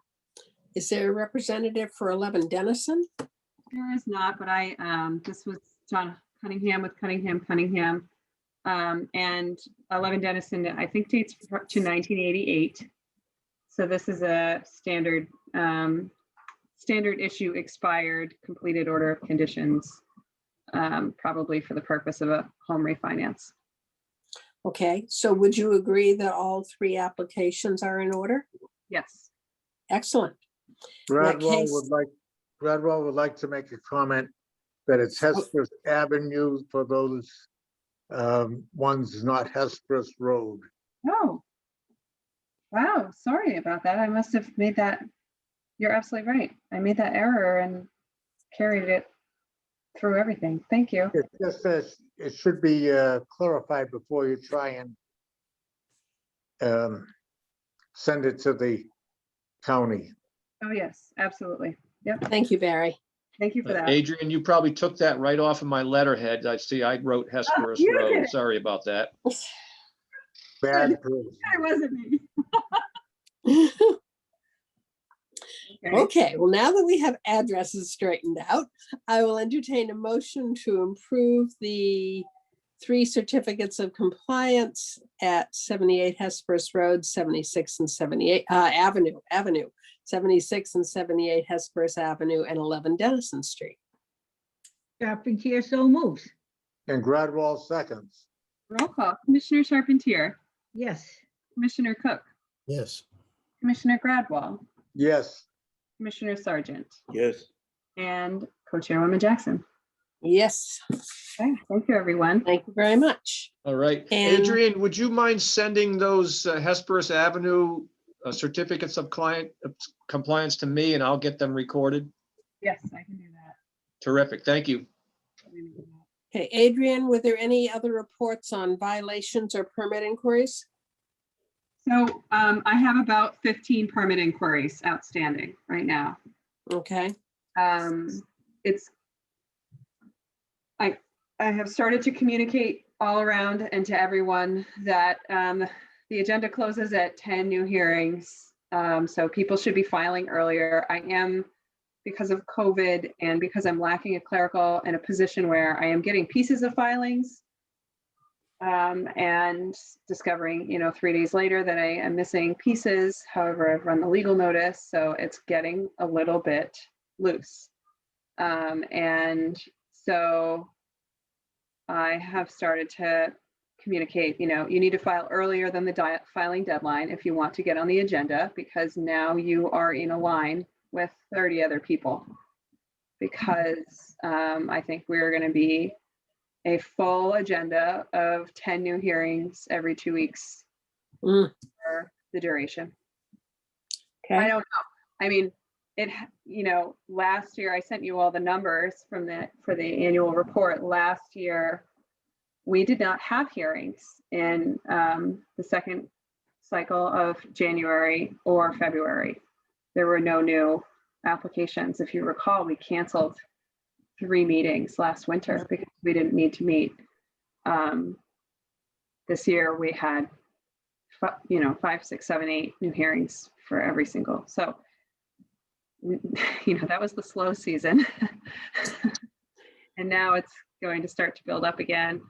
And again, we can take 10 at a time and no more. And everybody that you talk to about it there's going to be blowback for it, but it's a volume issue. And this is really all we can do. We really can't try to do more. It's 8:37. We've been at this for 2.5 hours now. Yep. We have, okay. Anyway, if you're considering volunteering for additional pain with the CPA committee, please let me know and get Ralph off the hook. I will not be doing that. And also, if you want to reach me, please call me. I think all of you have my phone number. If you don't, I will circulate it around again. Because of the filing volume, I'm in a position where I'm getting 40 to 50 emails a day. And it's just another thing that there's, I can't stop the bleeding. There's no way I can catch up with it. So, Yeah, if you would circulate your phone number around again, because I know I look you up and I have like 3 or 4 different phone numbers and I never know which one to do. So, I do have 3 phone numbers, so that makes sense. It does. okay. Okay, I will No, do I that. would appreciate that. Thank you, Adrian. Okay, then unless there's anything else to take up, I will entertain a motion to adjourn. Charpentier moves to adjourn. Gradwell seconds. And a roll call. Commissioner Charpentier, Yes. Commissioner Cook, Yes. Commissioner Gradwell, Yes. Gone. Commissioner Sargent. I know we don't see you anymore. Commissioner Sargent? Yes. Oh, thank you. And Co-Chairwoman Jackson. Yes, Okay, thank you, everyone. Have a wonderful night. Good thanks, night. Adrian. Appreciate all the help tonight. Yeah. So, putting up with my keep coming back in different formats as the internet in Magnolia is doing absolutely great. Good. Maybe it will get better. Take care, gang. Everybody, be Bye. safe. Bye, everyone. Okay, bye-bye, Adrian.